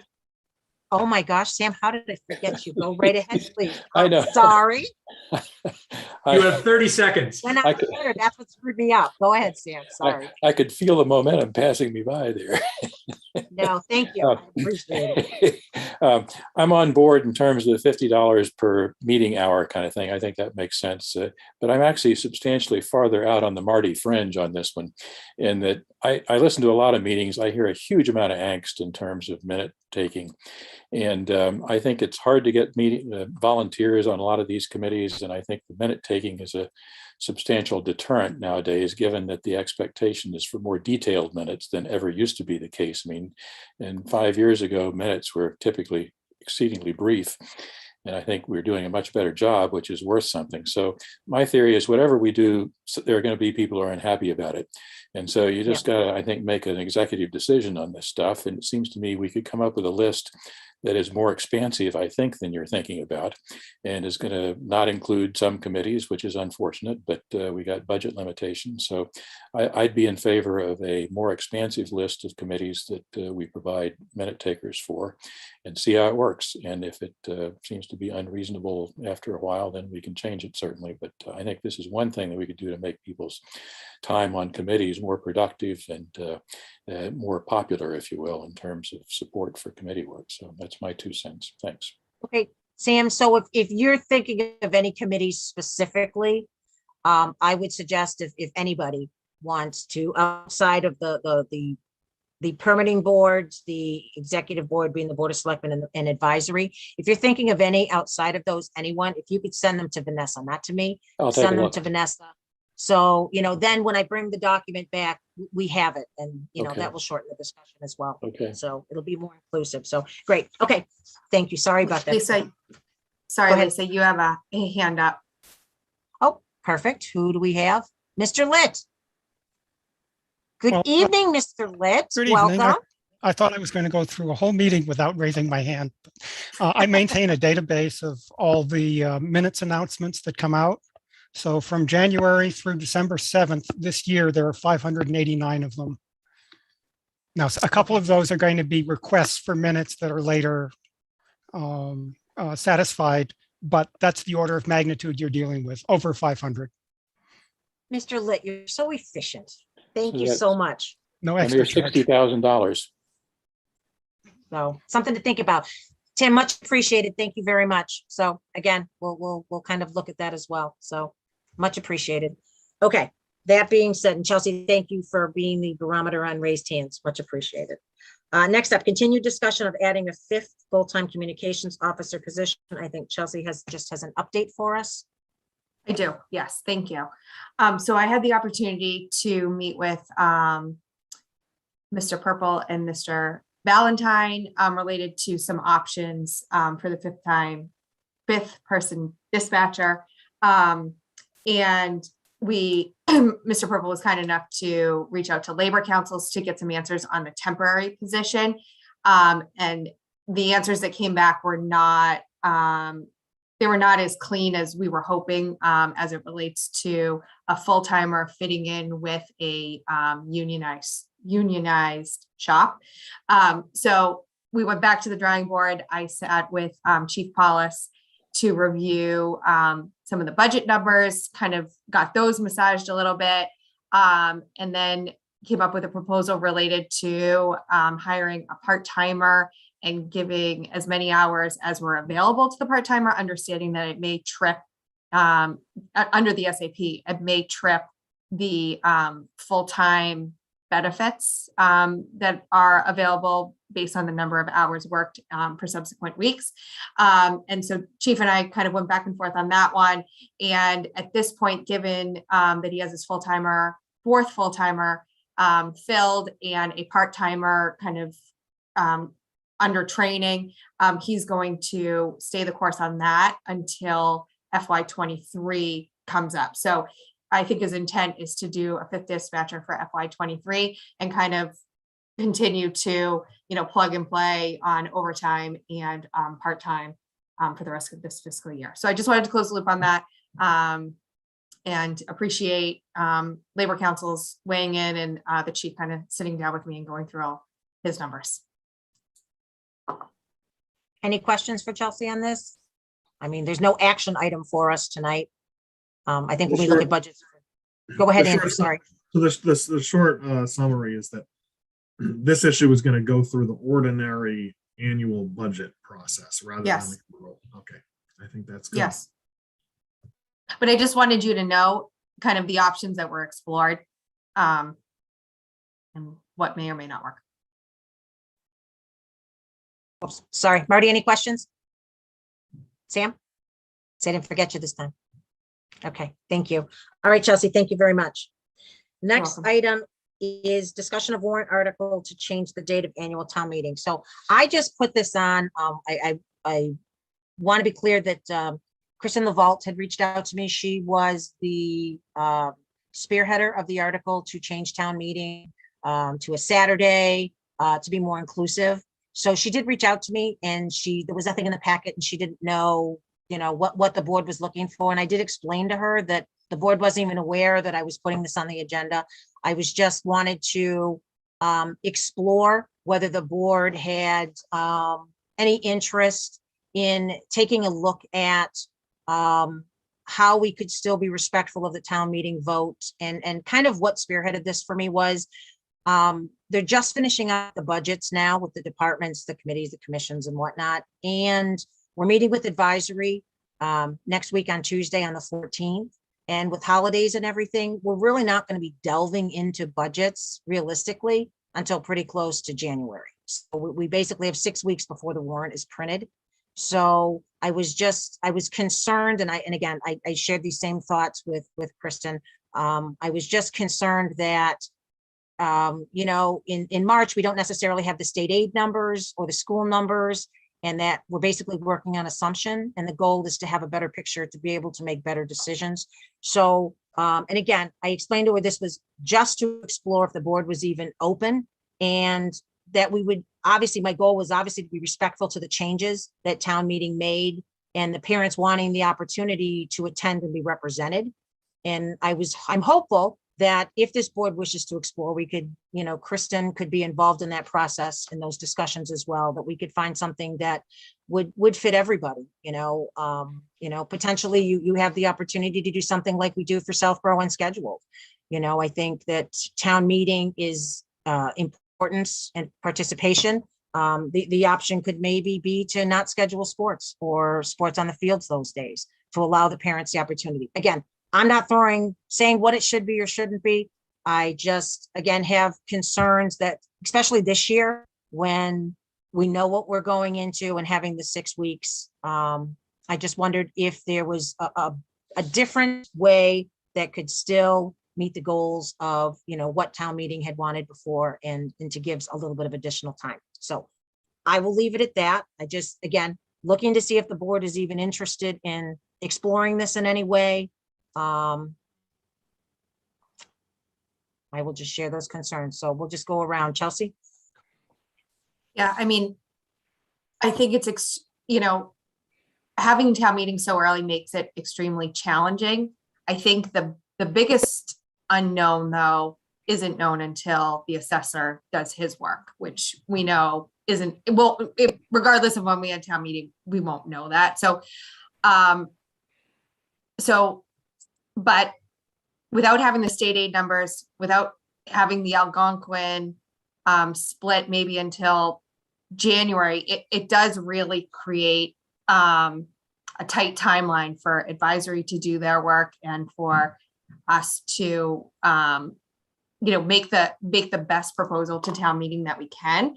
So I would be open to exploring other options. Obviously, I completely understand the March date because it's more convenient for families. It's in between sports seasons. I totally understand that too. I mean, I'm getting into that now, right? And having two of us in the house who are pretty involved in town government, it does make it difficult when you're already outnumbered to make things work. So I definitely would be open to, collaborating with figuring out what is the best, for the most people that we can get to town meeting. Obviously, I would love to have more people to participate in town meeting than what we do today. I think it's extremely important. And I want everybody to have a voice and be able to attend. So I understand the challenges on both sides, and I definitely would want to work towards, being able to present, do our job and have advisory be able to do their job with the timeline. So I'm open to it. Thank you. Mr. Haley. Yeah, I'm open to any discussion. One interesting discussion that I stumbled across was, I think it was the advisory committee meeting right after town meeting, and Kathy Cook went around, and I think for a number of reasons, not the least of which is there were a number of new people on advisory, and she asked them what their impressions were. A number of the younger people on advisory, and it's great that there are the younger people have sort of stepped up and are serving in those capacities, expressed interest in exploring ways that are consistent with what Chelsea just said, and Lisa, what you're talking about, and that is increasing. We've always talked about this, increasing participation at town meeting, but also from maybe potentially, and I know there's Mr. Haggerty still out there, the possibility of exploring an ability to participate in town meeting electronically. So I think it is, yeah, I'd like to explore whether or not March, with some experience now, is still the preferred date. We had a November evening town meeting and we had pretty good attendance, relative to what we get at annual town meeting. Is there, and are other towns exploring, and is it even legal, or would we need some sort of special dispensation from the legislature to explore the possibility of some sort of, electronic signature and electronic participation in town meeting? I think all of those things should be on the table. I don't think it's going to be resolved by this March, but I think all of those things deserve to be on the table to do, I think, what all of us want to do, which is to, people complain that 200 people make a decision for a town of 10,000. Yeah, but those are the 200 people who show up at town meeting. If we can increase that number to 300, 500, whatever, through some other mechanisms, I think that's only a plus. So those are my thoughts. Yes, explore as many avenues as possible to make sure we get it as right as we can. Yeah, and again, I obviously town meeting in March of this year. Any discussions on this wouldn't affect that in any way anyway. And I don't know if the exploration would even encompass something to be ready for an annual town meeting. I just think there's a lot of things to explore. So, sorry, Mr. Stivers. Thanks. I echo Marty's and Chelsea's comments. I mean, I think my goal has always been to get attendance as high as possible. And I will say that I've heard as many complaints about the evening meetings as I have about the Saturday meetings. So there's no perfect answer that people are going to be happy with, unfortunately. And it's not clear to me. I haven't seen any data that suggests we do better in the evenings versus Saturdays or vice versa. Again, it's not clear to me what we can do to improve attendance, but I'm certainly open to any of the possibilities. I think there are towns that are using the electronic stuff for representative town meetings, but I don't know of any that are out there for open town meetings. But that would certainly be an interesting thing to do. And again, Mr. Haggerty, I'm sure, has more info about that. But again, anything we can do to increase attendance is great. Just not clear to me what that would be at this point. So without a specific idea and some data behind it, I guess I'm not eager to change for change's sake unless we have great confidence it's going to produce the desired result. So that's it. Thanks. Great. Thank you, Sam. Andrew? I'm also open to this, but just kind of separating out the issue you raised into a couple different issues about the broader effort to try to increase the number of people showing up and voting at town meeting. I think that's a huge issue, which I don't know if we can take care of between now and March, but in terms of moving the dates, I'm definitely open to that, because one thing which really struck me was Mark's email about starting to gather placeholder articles for the warrant, and the deadline would be January 4th. That is really coming up pretty fast. There's kind of takes a little bit of time for ideas to percolate and to get them in shape. So that's why I think that a later date is worth exploring. And then also for all the budget reasons that everyone else mentioned, we'll be in a position to make a better decision if we make it later rather than at that March date. So Lisa, are you really thinking about like moving off of the Saturday to a different date, or just moving from March to a different date TBD? So I don't think moving off of, again, I'm just exploring things. I don't have anything set in my head on this, Andrew, but I don't know that we have enough data on a Saturday, as Sam said as well, to determine if, that's the best day or not. I think for me, it was more concern on the March date and the restrictions and again, the budget seasons are so tight lately in trying to get things done. So I would be happy. I know Kristen is in the audience. I would be happy to, again, have a conversation with Kristen, kind of throw around some ideas and then, come back and, again, this isn't something that's going to be resolved in 1, 2, 3, 4, who knows how many meetings, but I think I'd like to actually have a sit down conversation with Kristen and get her thoughts on this as well. I mean, yes, Marty, go ahead. Yeah, Lisa, one, I've got a little bit of an advantage on at least Chelsea and Andrew in that, my kids already went through the youth sport ringer and, they play pretty much every sport imaginable. And Kristen, this may be part of your discussion with Kristen. My memory is that most of those Saturday sports offerings were done by late morning, early afternoon. And so that's possibly something to take into consideration, just starting the meeting, if we're going to push it later. Again, that's my memory of again, what the youth sports were like. It's now, 6 to 10 years ago, but that you were usually done by late morning, early afternoon. There's not a late Saturday afternoon menu of games, at least that, again, in the dark ages, when my kids were the age of playing, that was the scheduling. Maybe it's changed. But that's one thing, another thing to put on the plate of consideration.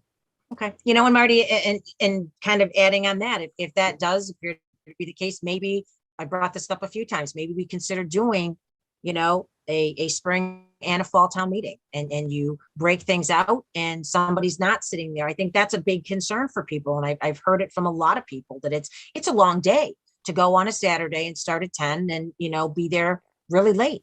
So, I mean, I think again, it's all part of exploring, options to be able to, to bring back is, maybe that's part of the solution as well. You do specifically budgets and you do zoning and other specific articles in the fall. So again, something else to consider, but I will have a conversation with Kristen, to at least start the conversation going. So I'll take care of that in the next day or two. So Kristen, I know you're out there and,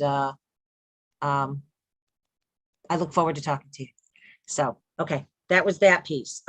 Next up is discussion of timeline for Centennial Committee. Mr. Healy, this was, I believe, on your goal. So the reason for putting this on there is we haven't really done anything on it. I know Vanessa's looked at a couple towns as to, what some other committees have done. And I just wondered if someone, maybe Mr. Healy would be interested in working with Vanessa and Marty, if you're busy, I get it, but just to put something together to bring back to the board as far as, for discussion, some type of charge or, we're going to be there before we know it. No, I'm happy to do it. And the first thing I'm going to do is call it the Tri-Centennial Committee. But no, I'm happy to do it. And again, we're sitting here in almost 2022, and the clock is ticking towards. It's only 5 years away now. So I'm happy to sit down with Vanessa and figure out maybe a timeline, maybe a structure, et cetera, for putting together a formula for putting this in process. So happy to do it. Yeah, no, I just figured, Vanessa had brought this up and she thought, we haven't done anything yet. And before we know it, it's something else is going to step in its path. So that would be great, Marty, if you could work with her. Like I said, she's already polled a couple other towns, what they did, as well. So, Yep. and I think she said, actually, Vanessa, you're here. Hi, Vanessa, thank you. I know one of the things you had said is some committees were already putting together like fundraising and, different things. So I'll just give you a second and, you can kind of Sure. share some of I the. think probably the most timely thing is to decide if the board wants to put a warrant article on this year, just to start, throwing a little bit of money towards that. I know we've talked a lot lately about this isn't the year to add things, but to Mr. Hewley's point, the time is passing quickly. So I think we need to figure out what kind of funding the town would provide versus what kind of fundraising from private entities should be included. So, but I do have a couple of committee charges, so I can shoot those over to you, Marty, and then we can talk offline about when to bring a proposal back to the board. I do have a question for Marty. Is this 2 words or are we hyphenated? That'll be part of the research. Good. Customer survey. All right, awesome. Vanessa, thank you. And thank you, Marty, Sure. for taking care of this. Okay, next is discussion of draft charge for St. Mark's Street Park Working Group. Andrew, I know you put something together, so I will hand this off to you. Well, thank you. So I put together a 1-page draft of a charge for the working group to look into options for the St. Mark's Street Park. And I know everyone was hoping to have a shorter meeting, but I am interested in getting as much feedback on this draft as possible from as many of you as are willing to share your thoughts with me. My thought process here, first off, I thought there was a consensus at our last meeting that we should have a working group to consider ways of having some filling the currently unfilled circular space in the middle of the park where the playground was going to be, with some type of a marker or a monument or plaque, statue that would honor Native American history. And I drafted kind of the first paragraph to really just focus on, this group would really just focus on filling in the content for that circular space, which I understand it's actually about a 50-foot radius. Hopefully I put an asterisk on that because I'm not exactly sure of the number, but that's what I had heard. So I think it's a pretty interesting assignment. I had thought about, what are the ideal numbers to have, 5, 7, 9, and I thought 7 was a good one. So my proposal is to have 1 member of the select board, 1 member of the library board of trustees, the thinking there that the library is right next door, 1 member of the historical commission, because I think the historical commission has obviously a lot of value to add. A member of the Southborough Cultural Arts Council. I also put 1 member of the planning board or the community preservation committee, and then 2 at-large members. The rest of the language here, it kind of follows to some extent the Arpa charge that Mark had put together. Jim Haggerty, who I think is here, had a suggestion, the part of the charge where I said that all records of the working group will be filed with the town clerk. He suggested that instead should be filed with the select board, and that the working group's agendas, minutes would be then filed with the town clerk. I definitely want to hear from everyone about, at the last sentence, I said that the working group would deliver a recommendation to the select board not later than April 15th. That's certainly a date that do people think it should be later than that? I think it's going to be, even if we approve this tonight, which I don't know where people are on that, if you want to do it tonight or tomorrow, we still need to fill the at-large positions and then start meeting. So with that, that's kind of an overview of my thought process in putting this together. Oh, two other things I'll just briefly. I thought it made sense to have this relatively informal, so it doesn't even say that the working group will, elect a chair and a vice chair. I don't even know if we need to do those things, but certainly looking for other people's thoughts on that. And then going back to my first point about narrowly defined is that circular space, filling that circular space in the middle. I thought of that because I think that otherwise the plan of the winding walkways is something that, in my point of view, doesn't need to be reconsidered.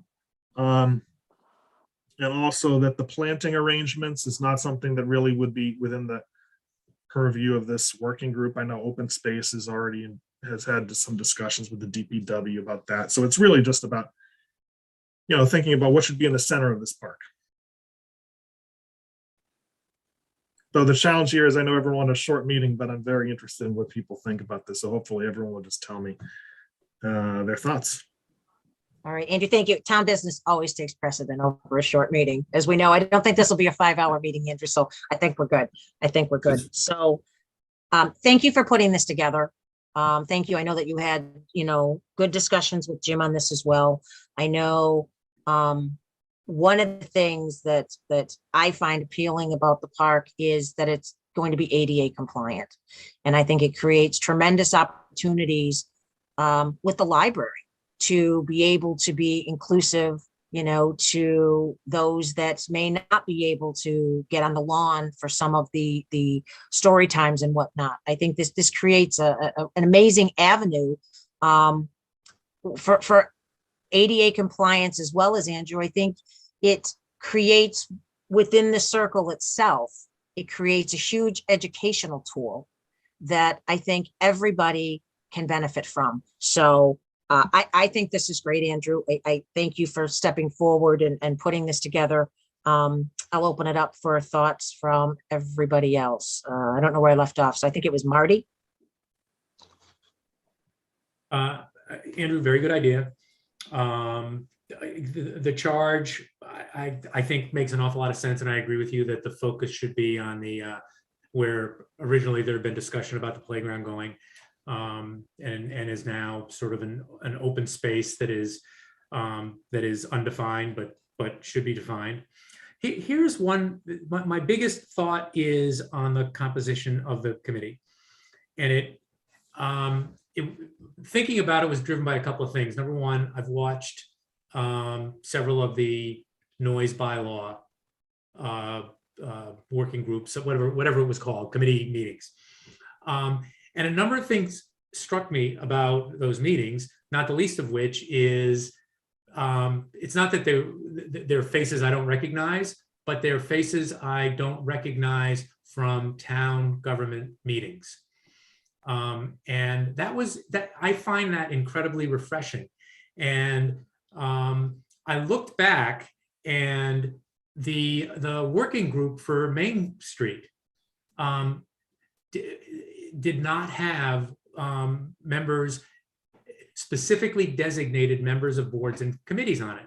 It was, and you could be on a board and committee and put in to be on the working group, but it was not defined that this is what we, the Board of Selectmen, think makes sense for this working group. Someone from column A, somebody from column B, somebody from column C.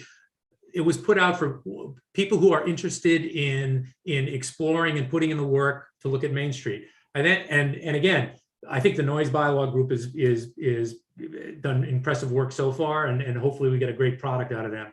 I think there's pretty general agreement that the Main Street Working Group did very good work and in service of the town and helped a project that was flailing in a lot of respects to come to a very good fruition. And then the next one I looked at is another board and committee that has gotten huge plaudits, and that was the public safety. And so I looked at the charge for public safety, and that also was not committee driven. It was 8 at large and one, I'm not quite sure how this happened, 1 advisory committee member. So my preference would be that we make it, I don't care what the number is, 5 or 7, but all at large. All at large. And it can be, if you could be on a board and committee and express your interest, but it give us an opportunity to explore why people are interested, rather than at the front end saying, we think this is what makes sense. Let's open it up. And it's got the added benefit of perhaps getting folks who have not had the time, inclination, whatever, to be involved in town decision-making, town government, to possibly think about doing it here. Again, those are three good examples, I think: noise, Main Street, and public safety, that were for the most part at-large appointments, and all three of those groups have functioned terrifically. So that is my overall comment on it. Well, then, can I have a follow-up question? What do you think about the return, for lack of a better term, the return date of, the April 15? I mean, part of the thinking there was that spring is when the work to complete the rest of this is going to kick off again. But I don't know if whether it's too ambitious to say we're going to have a process, we're going to have to get some public feedback and really come back and have a decision made or get even a recommendation by April 15th. Should you have more time? I honestly, I'd build in some flexibility. I mean, we might get surprised, and again, I'm right now. I mean, I'm looking back the working group, the Main Street working group. We met twice a week for a couple of months because it was interesting, it was important, and we were driven. The noise bylaw people are meeting, an incredibly ambitious schedule. If it's important, if people are motivated, maybe they do meet an April 15th date, even though it seems ambitious. But if they don't, then there's flexibility built in. It's not, we don't turn to stone if it doesn't happen by April 15th. So I think that's a reason. It's ambitious. There's no question about it. But as long as it's clear that there's flexibility, I'm fine keeping that in. All right, Sam. Thanks, and thanks, Andrew, for taking this on. I think this is an important thing, and it sounds like we're headed in a good direction with it. A couple of small things. One, I'm in favor of specifying in the charge that they'll select a chair and a vice chair and a secretary.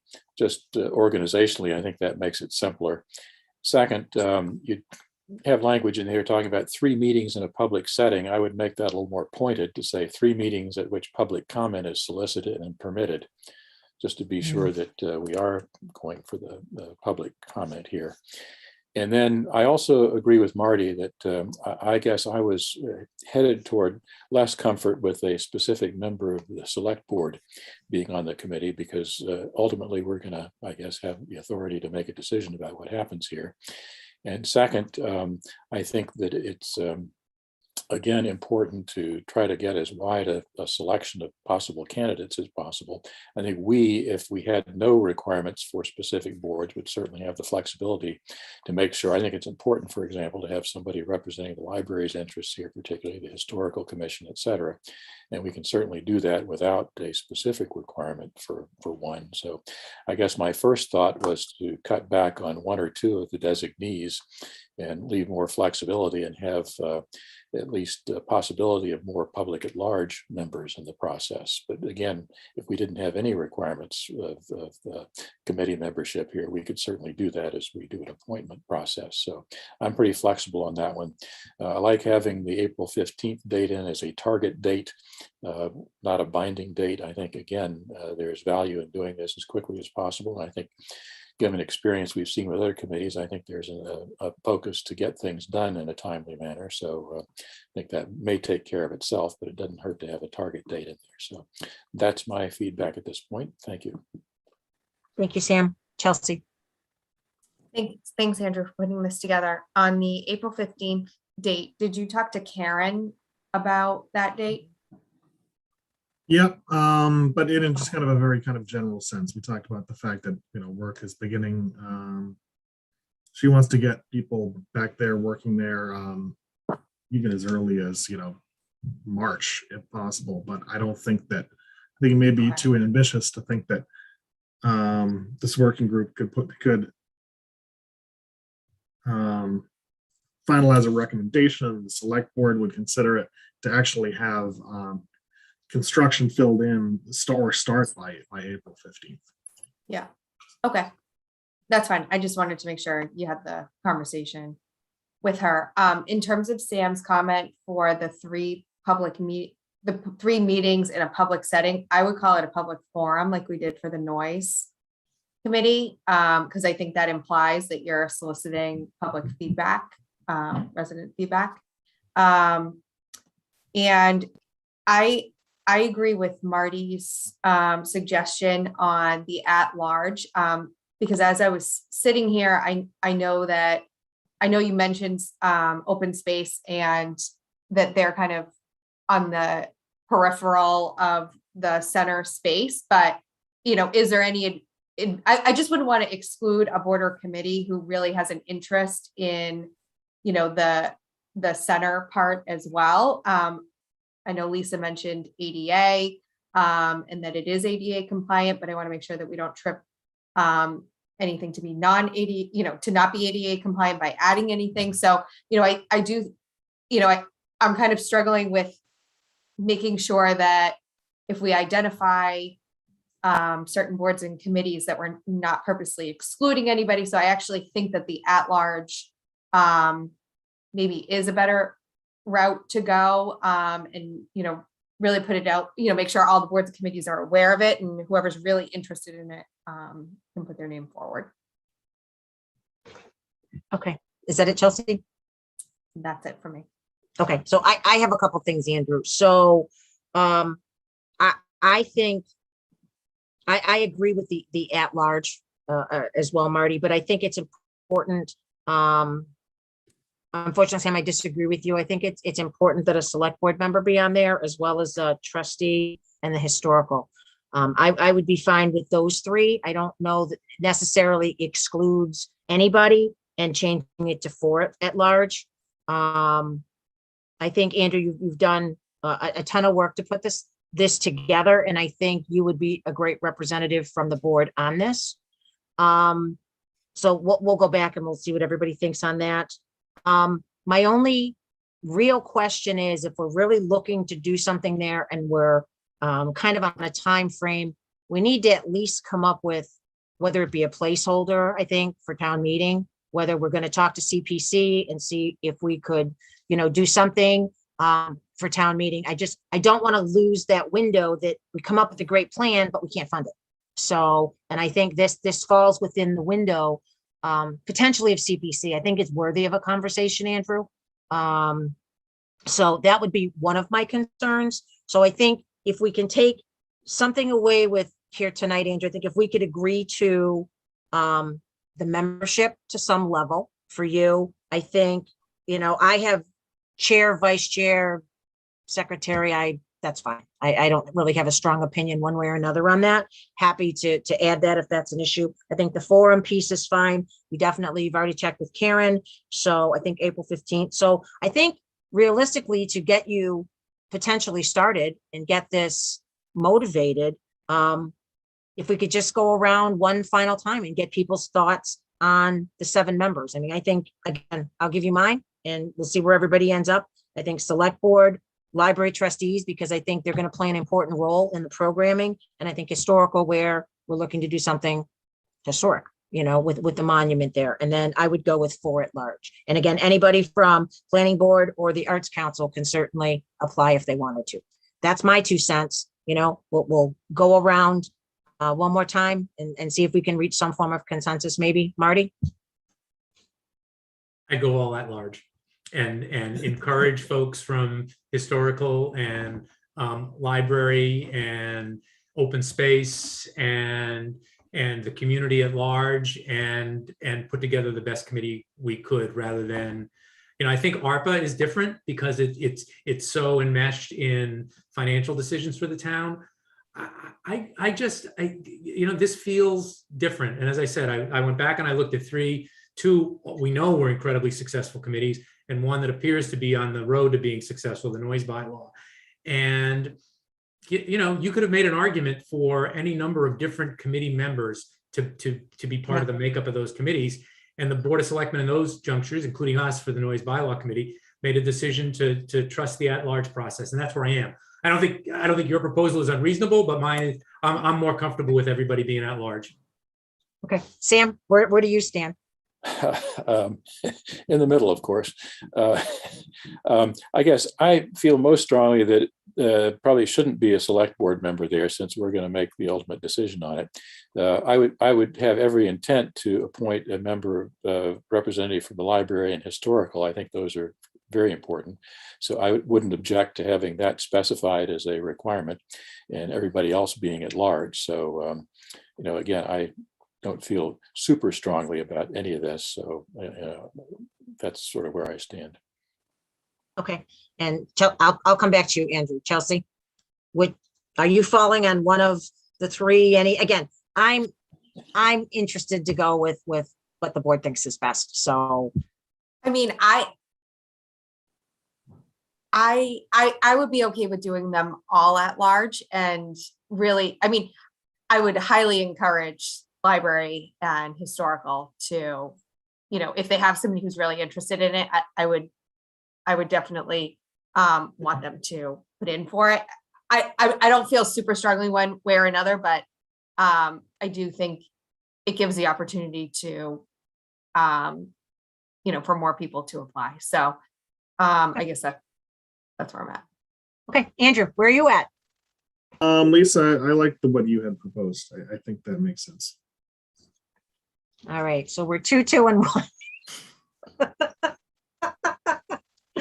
1. All right, so I guess, I'd go at large too, then. okay, so Sam, you're all at large? I would go all at large. So that's 3-2, right? All right, so I have my preference, but I certainly will go, I don't feel strongly enough to hold this up. So I could certainly be swayed that way, Andrew. Sure. And if it sounds doesn't like- work, it was Sam's fault. Yeah, that's right. Absolutely. I'm used to was like that. the Everything else is, so no problem.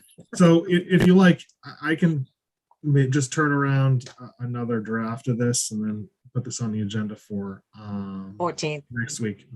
Okay. Okay, So so one, sorry, Chelsea, go ahead. Sorry, there's just a hand raised whenever we're done Okay. deliberating. Perfect. We'll go there next. Chair, vice chair, recording secretary, whatever. I would. Anybody? No one has a strong opinion. Okay, Andrew. So we'll put those in. yeah, And we're gonna get forum, and we're gonna, whose responsibility is it going to be to talk to CPC? Marguerite, just 2 seconds. Obviously, we need to have a conversation with CPC. Marty, is that I'll Yeah. do it? We got him. There you go. And again, I'm we on the don't have, committee. I mean, it'll be, unless I start dodging the meetings, it's relatively easy for me to bring up. yeah, I just think, again, we don't know an amount. We're not going to know an amount till we get closer, but I think if they would agree to the concept and a placeholder, then, that would move us 2 steps closer to getting this done. So, okay. Okay. So Andrew, do you have what you need for the charge? We're going to bring Marguerite over. Vanessa, please. Marguerite, you're here. If you would just unmute, welcome again. Yes, thank you. I am so excited. This is the most excited I've been about anything in about the last 2 years. This is going to be so wonderful. And the library is thrilled, and I can't begin to tell you. But I had 2 questions. One, are we involving anybody from St. Mark's in this process? Andrew, do you want to address that? the draft that I put together said, it didn't mandate, it just said the select board encourages the working group to invite a representative of the St. Mark's School and a representative of the DPW to participate as non-voting members. Okay, all right. And then my other question was, are we consulting the Nipmuc people on this? I had in mind that, the working group, once the people who are appointed, they would make that decision. Not in other words, not to bring the person in as part of the committee, but to consult with them separately. That whoever would be appointed to this, I think that whoever joins the group need to feel comfortable with whoever they decide to bring in or not bring in. I mean, I think it makes sense to me, but I think that it's something that I had thought about, and Yeah. thought not to include in the document with the thought that, at one of the first meetings of the group, that's obviously one of the things that would naturally come up. Okay, Marguerite, hold on one second. Marty wanted to add something. Go ahead.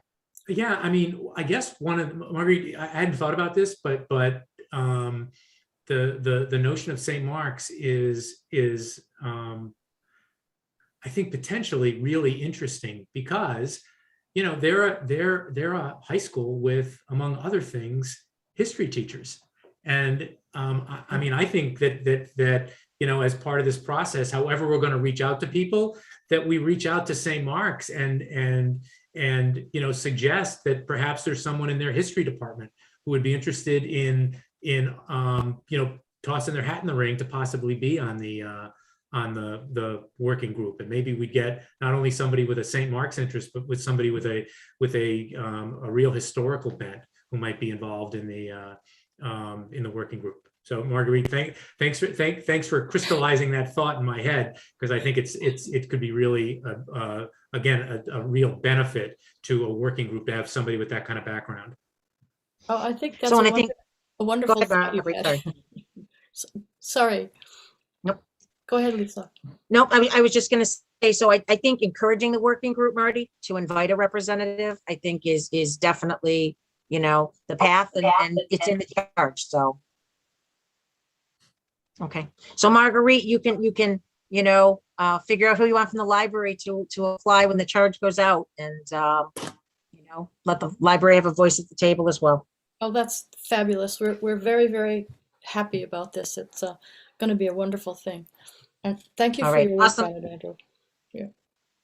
Awesome, Marguerite. Thank you so much. Okay, All right, so bye. Andrew, you'll draft just an update to this, and we'll review it on the 14th. All right. That's that. Okay, next is, so I had sent out to members of the board, just for members of the public that are here. One of the things that's always nice at the end of the year to do is to be able to allow our departments, our committees and boards and commissions to share a few of their accomplishments. We're not going to read them all tonight. I have given members of the board each some of the sheets. It's all within the packet. I would hope the public would go and read it. And actually, Mr. Purple is going to post this on the town's website as well. I think it's a great opportunity for the citizens to be able to see some of the great work that's taken place during COVID and is taking place in the town. So I have kind of condensed, or asked the board to kind of condense what was sent to them, not to read necessarily everything, but just to kind of give some highlights from the different boards and committees. I tried to work it out based on liaisons. So I just thought we would go around, and again, I encourage the public to take a look at this document to see some of the truly good work that's going on by departments within the townhouse, as well as, boards, committees, and commissions that again are volunteers that are doing fabulous work. So I thought we would just kind of go around the table. And let's see, I did that first. So Andrew, I think we'll start with you first. If you want to go through and just highlight some of the departments or boards or committees on your list. Sure. So I'll briefly summarize some of the accomplishments that the Economic Development Committee, the Facilities Department, Historical Commission, and the Planning Board did this year. So as many of you know, one of the most ambitious things that you can try to do to bring to the town meeting is a zoning change, because of the 2/3 majority you need to get. They're very complicated. They involve lengthy public hearings, and both the EDC and the Planning Board spearheaded significant zoning changes. The Planning Board spearheaded the update to the outdoor illumination bylaw, which passed at the annual town meeting. And the EDC spearheaded the new downtown district zoning bylaw, which passed at the special town meeting in the fall. Those are both really outstanding accomplishments, and that represented a lot of hard work from people on those committees and boards. The EDC also assisted local businesses in awarding 12 grants worth $155,000 to Southborough small businesses, and created outdoor dining regulations to allow restaurants to operate at higher capacity due to COVID. The facilities department also helped prepare the town buildings for reintroduction of employees after the COVID shutdown. And many people may have noticed the recent improvements to the townhouse that were undertaken during COVID, both on the second floor and the lighting fixture upgrades. And the Historical Commission deserves a lot of credit for getting the town to a place where we're now pending final approval by the National Park Service for inclusion of Southborough Center's historic district in the National Register of Historic Places. And there's other things on the list, but that I could talk about, but I think that's the highlights. Great, Andrew. Thank you. Much appreciated. Chelsea? Okay, great. Thanks.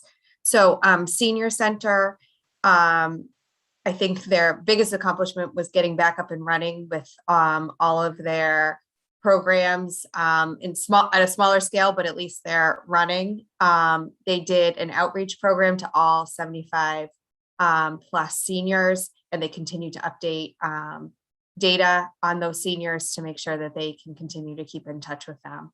I know that was a challenge when everything kind of shut down and they, didn't necessarily have updated information. So that's huge for them. And their caregiver meal program has begun the 6th year. So I actually got to participate in that a few weeks ago, and it's such a rewarding thing to do and such a benefit to the seniors that participate in that.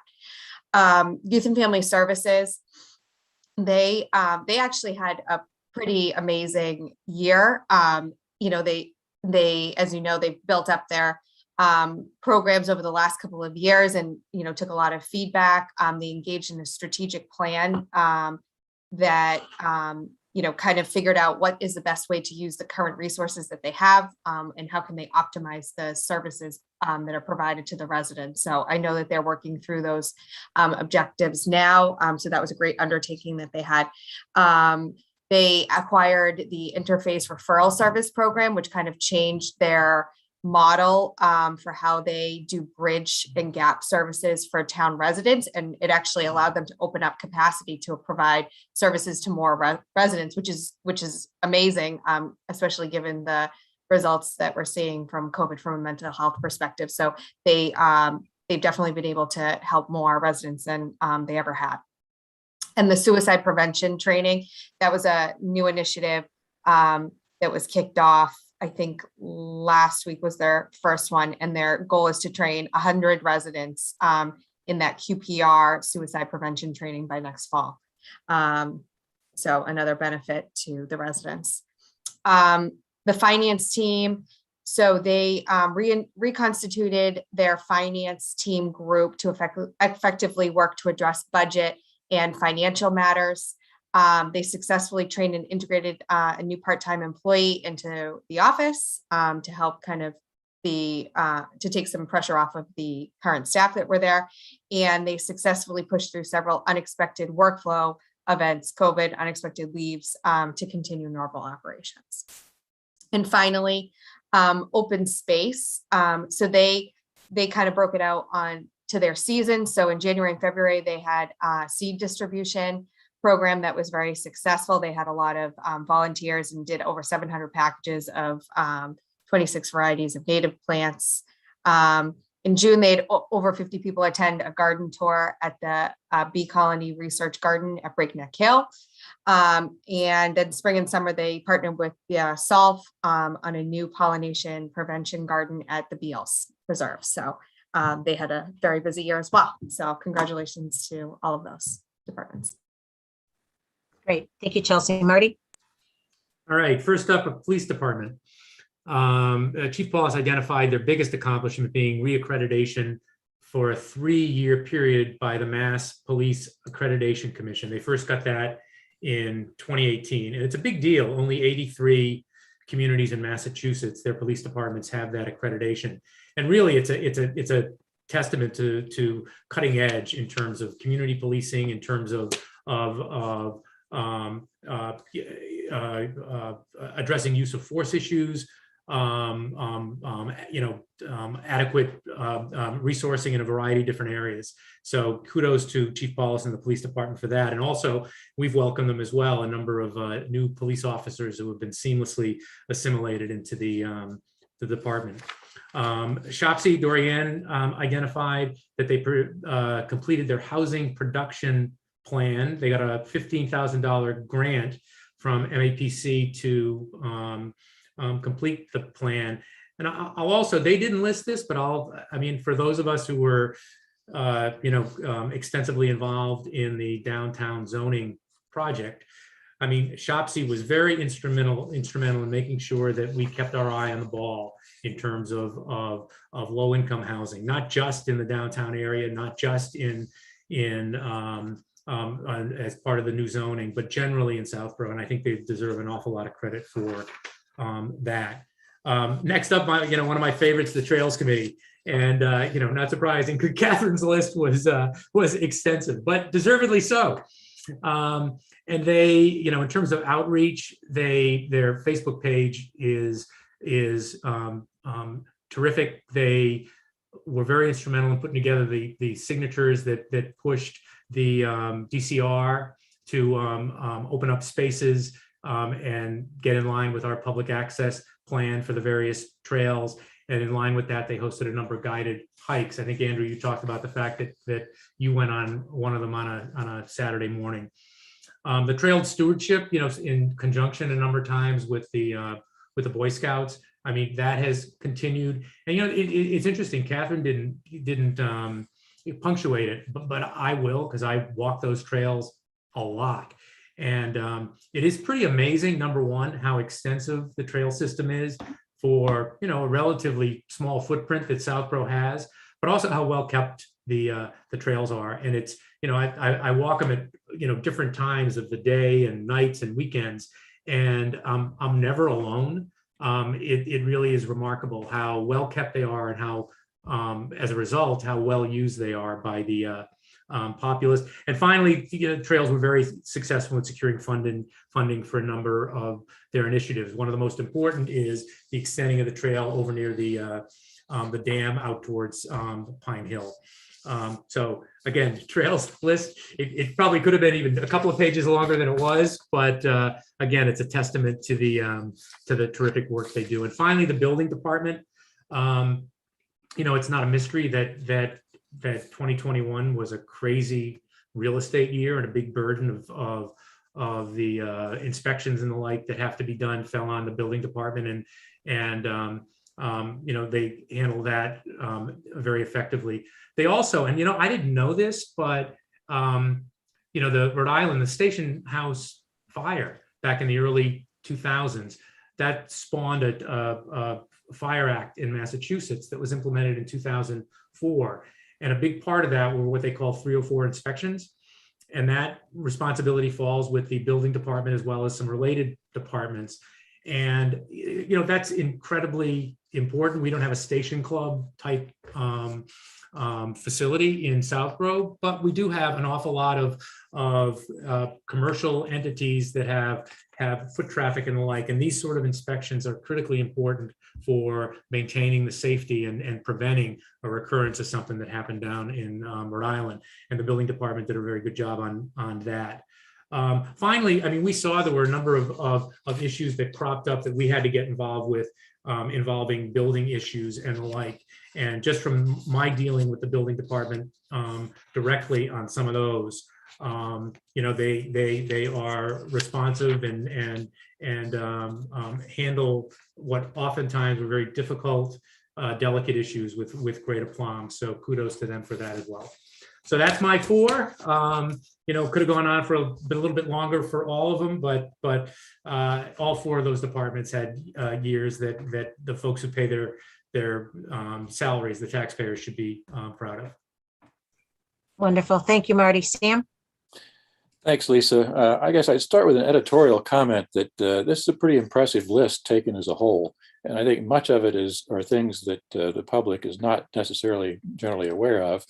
It's also impressive that a lot of it happens with town department support, but a lot of it happens with volunteer committee support. And I'm always impressed at how much really outstanding work is done by many of the committees that don't have a lot of visibility. So I think we're blessed to have such strong resident participation in these kind of things, and a lot of very helpful stuff gets done. So I'll start with the Conservation Commission. Our conservation agent, Melissa Danza, got certified as an erosion sediment stormwater inspector, and a continuing education process increases the capabilities of the commission. And the commission also was able to finalize and gain approval of the open space and recreation plan. A lot of work there that creates opportunities for us to get grant funding. So a lot of good progress there. Cable Television Committee was able to get the renewal of our Comcast cable license, which is difficult. The cable TV world is very difficult to deal with, as folks have figured out generally, and the committee did a great job in terms of getting that done in terms that are generally favorable to the town. So great work there. Technology department and MTC support. We got completion of a fiber connection to DPW and the History Museum, now complete after a lot of work. We've improved security with two-factor authentication for employees for security purposes to give us more protection against cyber threats, ransomware, those kind of things. So ongoing process, but continue to make progress there, which is good news. ADA committee has made great progress in terms of repositioning itself now for town meeting vote recently as the Southborough Public Access Committee, which broadened their charge to beyond facilities to include things like information access and so forth, which is important. And we also they did a self-evaluation study to determine where we have shortcomings in our ADA accessibility, and working on a plan to close those gaps, which is again an ongoing process, but at least we've got a good roadmap now to work with. So great work there. Master Plan Committee continues to close in on finalizing the updated master plan. All the chapters are now being finalized, being reviewed by the committee as a prelude to going out to the public with more communication about it. And this has been done largely funded by volunteers on the committee. Last time in 2008, we had spent about 100 grand, I think, of consulting money. We've done much less consultant support, got a lot more internal support, which is great to carry the message to the individual committees on an ongoing basis versus having a consultant come in and do it, wind up a document on the shelf. We hope that this one's going to be operationalized going forward.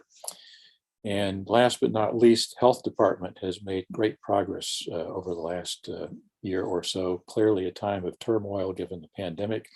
There's been a substantial turnover in staff. Longtime board member Mary Lou Woodford retired. Paul Pasinski, as health agent, retired.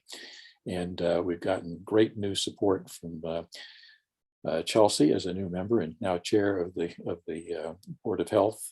Dr. Medina is a new member there, doing great work, and new health agent Heather Alker, Dr. Alker, and Nurse Taylor West were thrown into the deep end of the pool here with the pandemic. The board and the department have come through in terms of support for COVID, 18 vaccination clinics, 1 flu clinic. While they're continuing to support the food and septic inspections. And we've launched the regionalization process with Westborough, Northborough, and Boylston to do combined support for certain inspection functions, which is a good step in terms of getting more bang for the buck in terms of public health resources. So great work there. And that's my list. So again, wonderful report, great number of things, good things happening here across a wide range of activities. And it's disappointing that the public is not aware of much of this. And I think hopefully this process will continue and make people more aware of this kind of work that goes on. That's being done in large part by their friends and neighbors in the community, which is a great asset for the town. Great, Sam. Thank you. I'll pick up with the fire department. There was the retirement of Lieutenant Peltier after 34 years of service in September, the hiring of firefighter Lisa Thompson in November, the completion of the community-driven strategic plan to be presented to the town in January of 2022 in collaboration with area communities and Board of Health and regional COVID vaccination clinics, including providing paramedics and EMT vaccinators. The Recreation Department, some of the highlights from there were they held a revamped and successful summer camp that saw 552 individual children attend over the course of 8 weeks. Outstanding. Registration for summer 22 opens on February 1st. They successfully brought back community events such as Summer Nights, Heritage Day, and the Gobble Wobble with the introduction of the new Trunk or Treat Halloween celebration to be continued for years to come.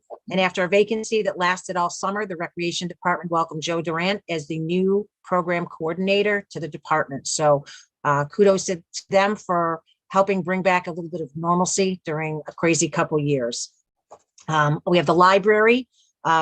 There's a link that they supplied that details various projects that the library completed in 2021 regarding outdoor spaces, including an outdoor vegetable garden, a new native plant garden, a second frog dedication statue, a solar panel USB charging bench, and a story walk. And if anyone's interested in that, the link will be in the packet that's going to be posted online.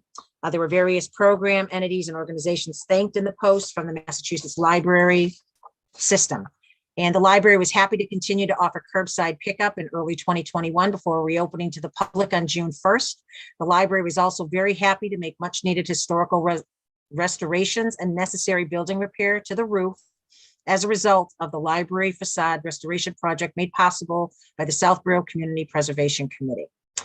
Last up is the Board of Select Board. I will correct myself. The development of a remote work policy has helped the town migrate towards meeting the demands of a pandemic workplace. Giving eligible employees a tool to work from home when the need arises has also served as a beneficial recruitment and retention asset. Town departments learned quickly this year how to enhance their resources and services by implementing a number of virtual programs and tools. On a lighter note, we are thrilled to see the staff in the Selectmen's office flourish with the promotion of Kate Barry to a full-time employee and the addition of Melanie Otsako, I always screw that up, sorry, as executive assistant. Both women have proved to be a perfect combination to help move us into the new year with strong skill set, energy for developing innovative resources and superior customer service. And lastly, as a highlight, 9 families were provided financial assistance through the rent and mortgage assistance program funded by CARES, which is a pretty amazing feat. I'm going to let Chelsea, if she wants to add anything to this. To know that there was the opportunity to help your neighbor is just an outstanding feat. And we should all certainly be proud of that. Chelsea, would you like to add anything to that? I know you spearheaded this. Sure. So I just appreciate this board's support with running this program, understanding that we needed to use the trust as a backstop in case we needed it. I think it was a very humbling experience for me. And I definitely think that, you know, going into this budget season, that process will be in the back of my mind as we're kind of going through what the tax rate will look like for next year. So I think we're fortunate for the residents that we were able to offer that program. Great. Thank you, Chelsea. So those are some of the highlights. I would encourage the public. As I said, we're going to post the full document online. It's already in the packet, but I think if the public takes the opportunity to celebrate a little bit as we did tonight, some of the amazing things that are taking place in this town. I will leave that and I will end that discussion with that. So thank you to everybody. And thank you for everyone that shared the accomplishments. Next up is the final public comment. Thank you for everyone that hung around. If you'd like to make a comment, please raise your hand. Okay. I see no one. Thank you for everyone for sticking around. At this point, the board will be entering into executive session for MGL Chapter 38, Section 21, and not returning to open session to comply with or act under the authority of any general or special law. Exemption 7, to review and approve the executive session minutes of November 3rd, 2021 and November 16th, 2021, and to discuss contract negotiations for the fire chief. Exemption 2, as the chair has determined that an open meeting may have a detrimental effect on the town's position. Do we have a motion to enter into executive session? So move.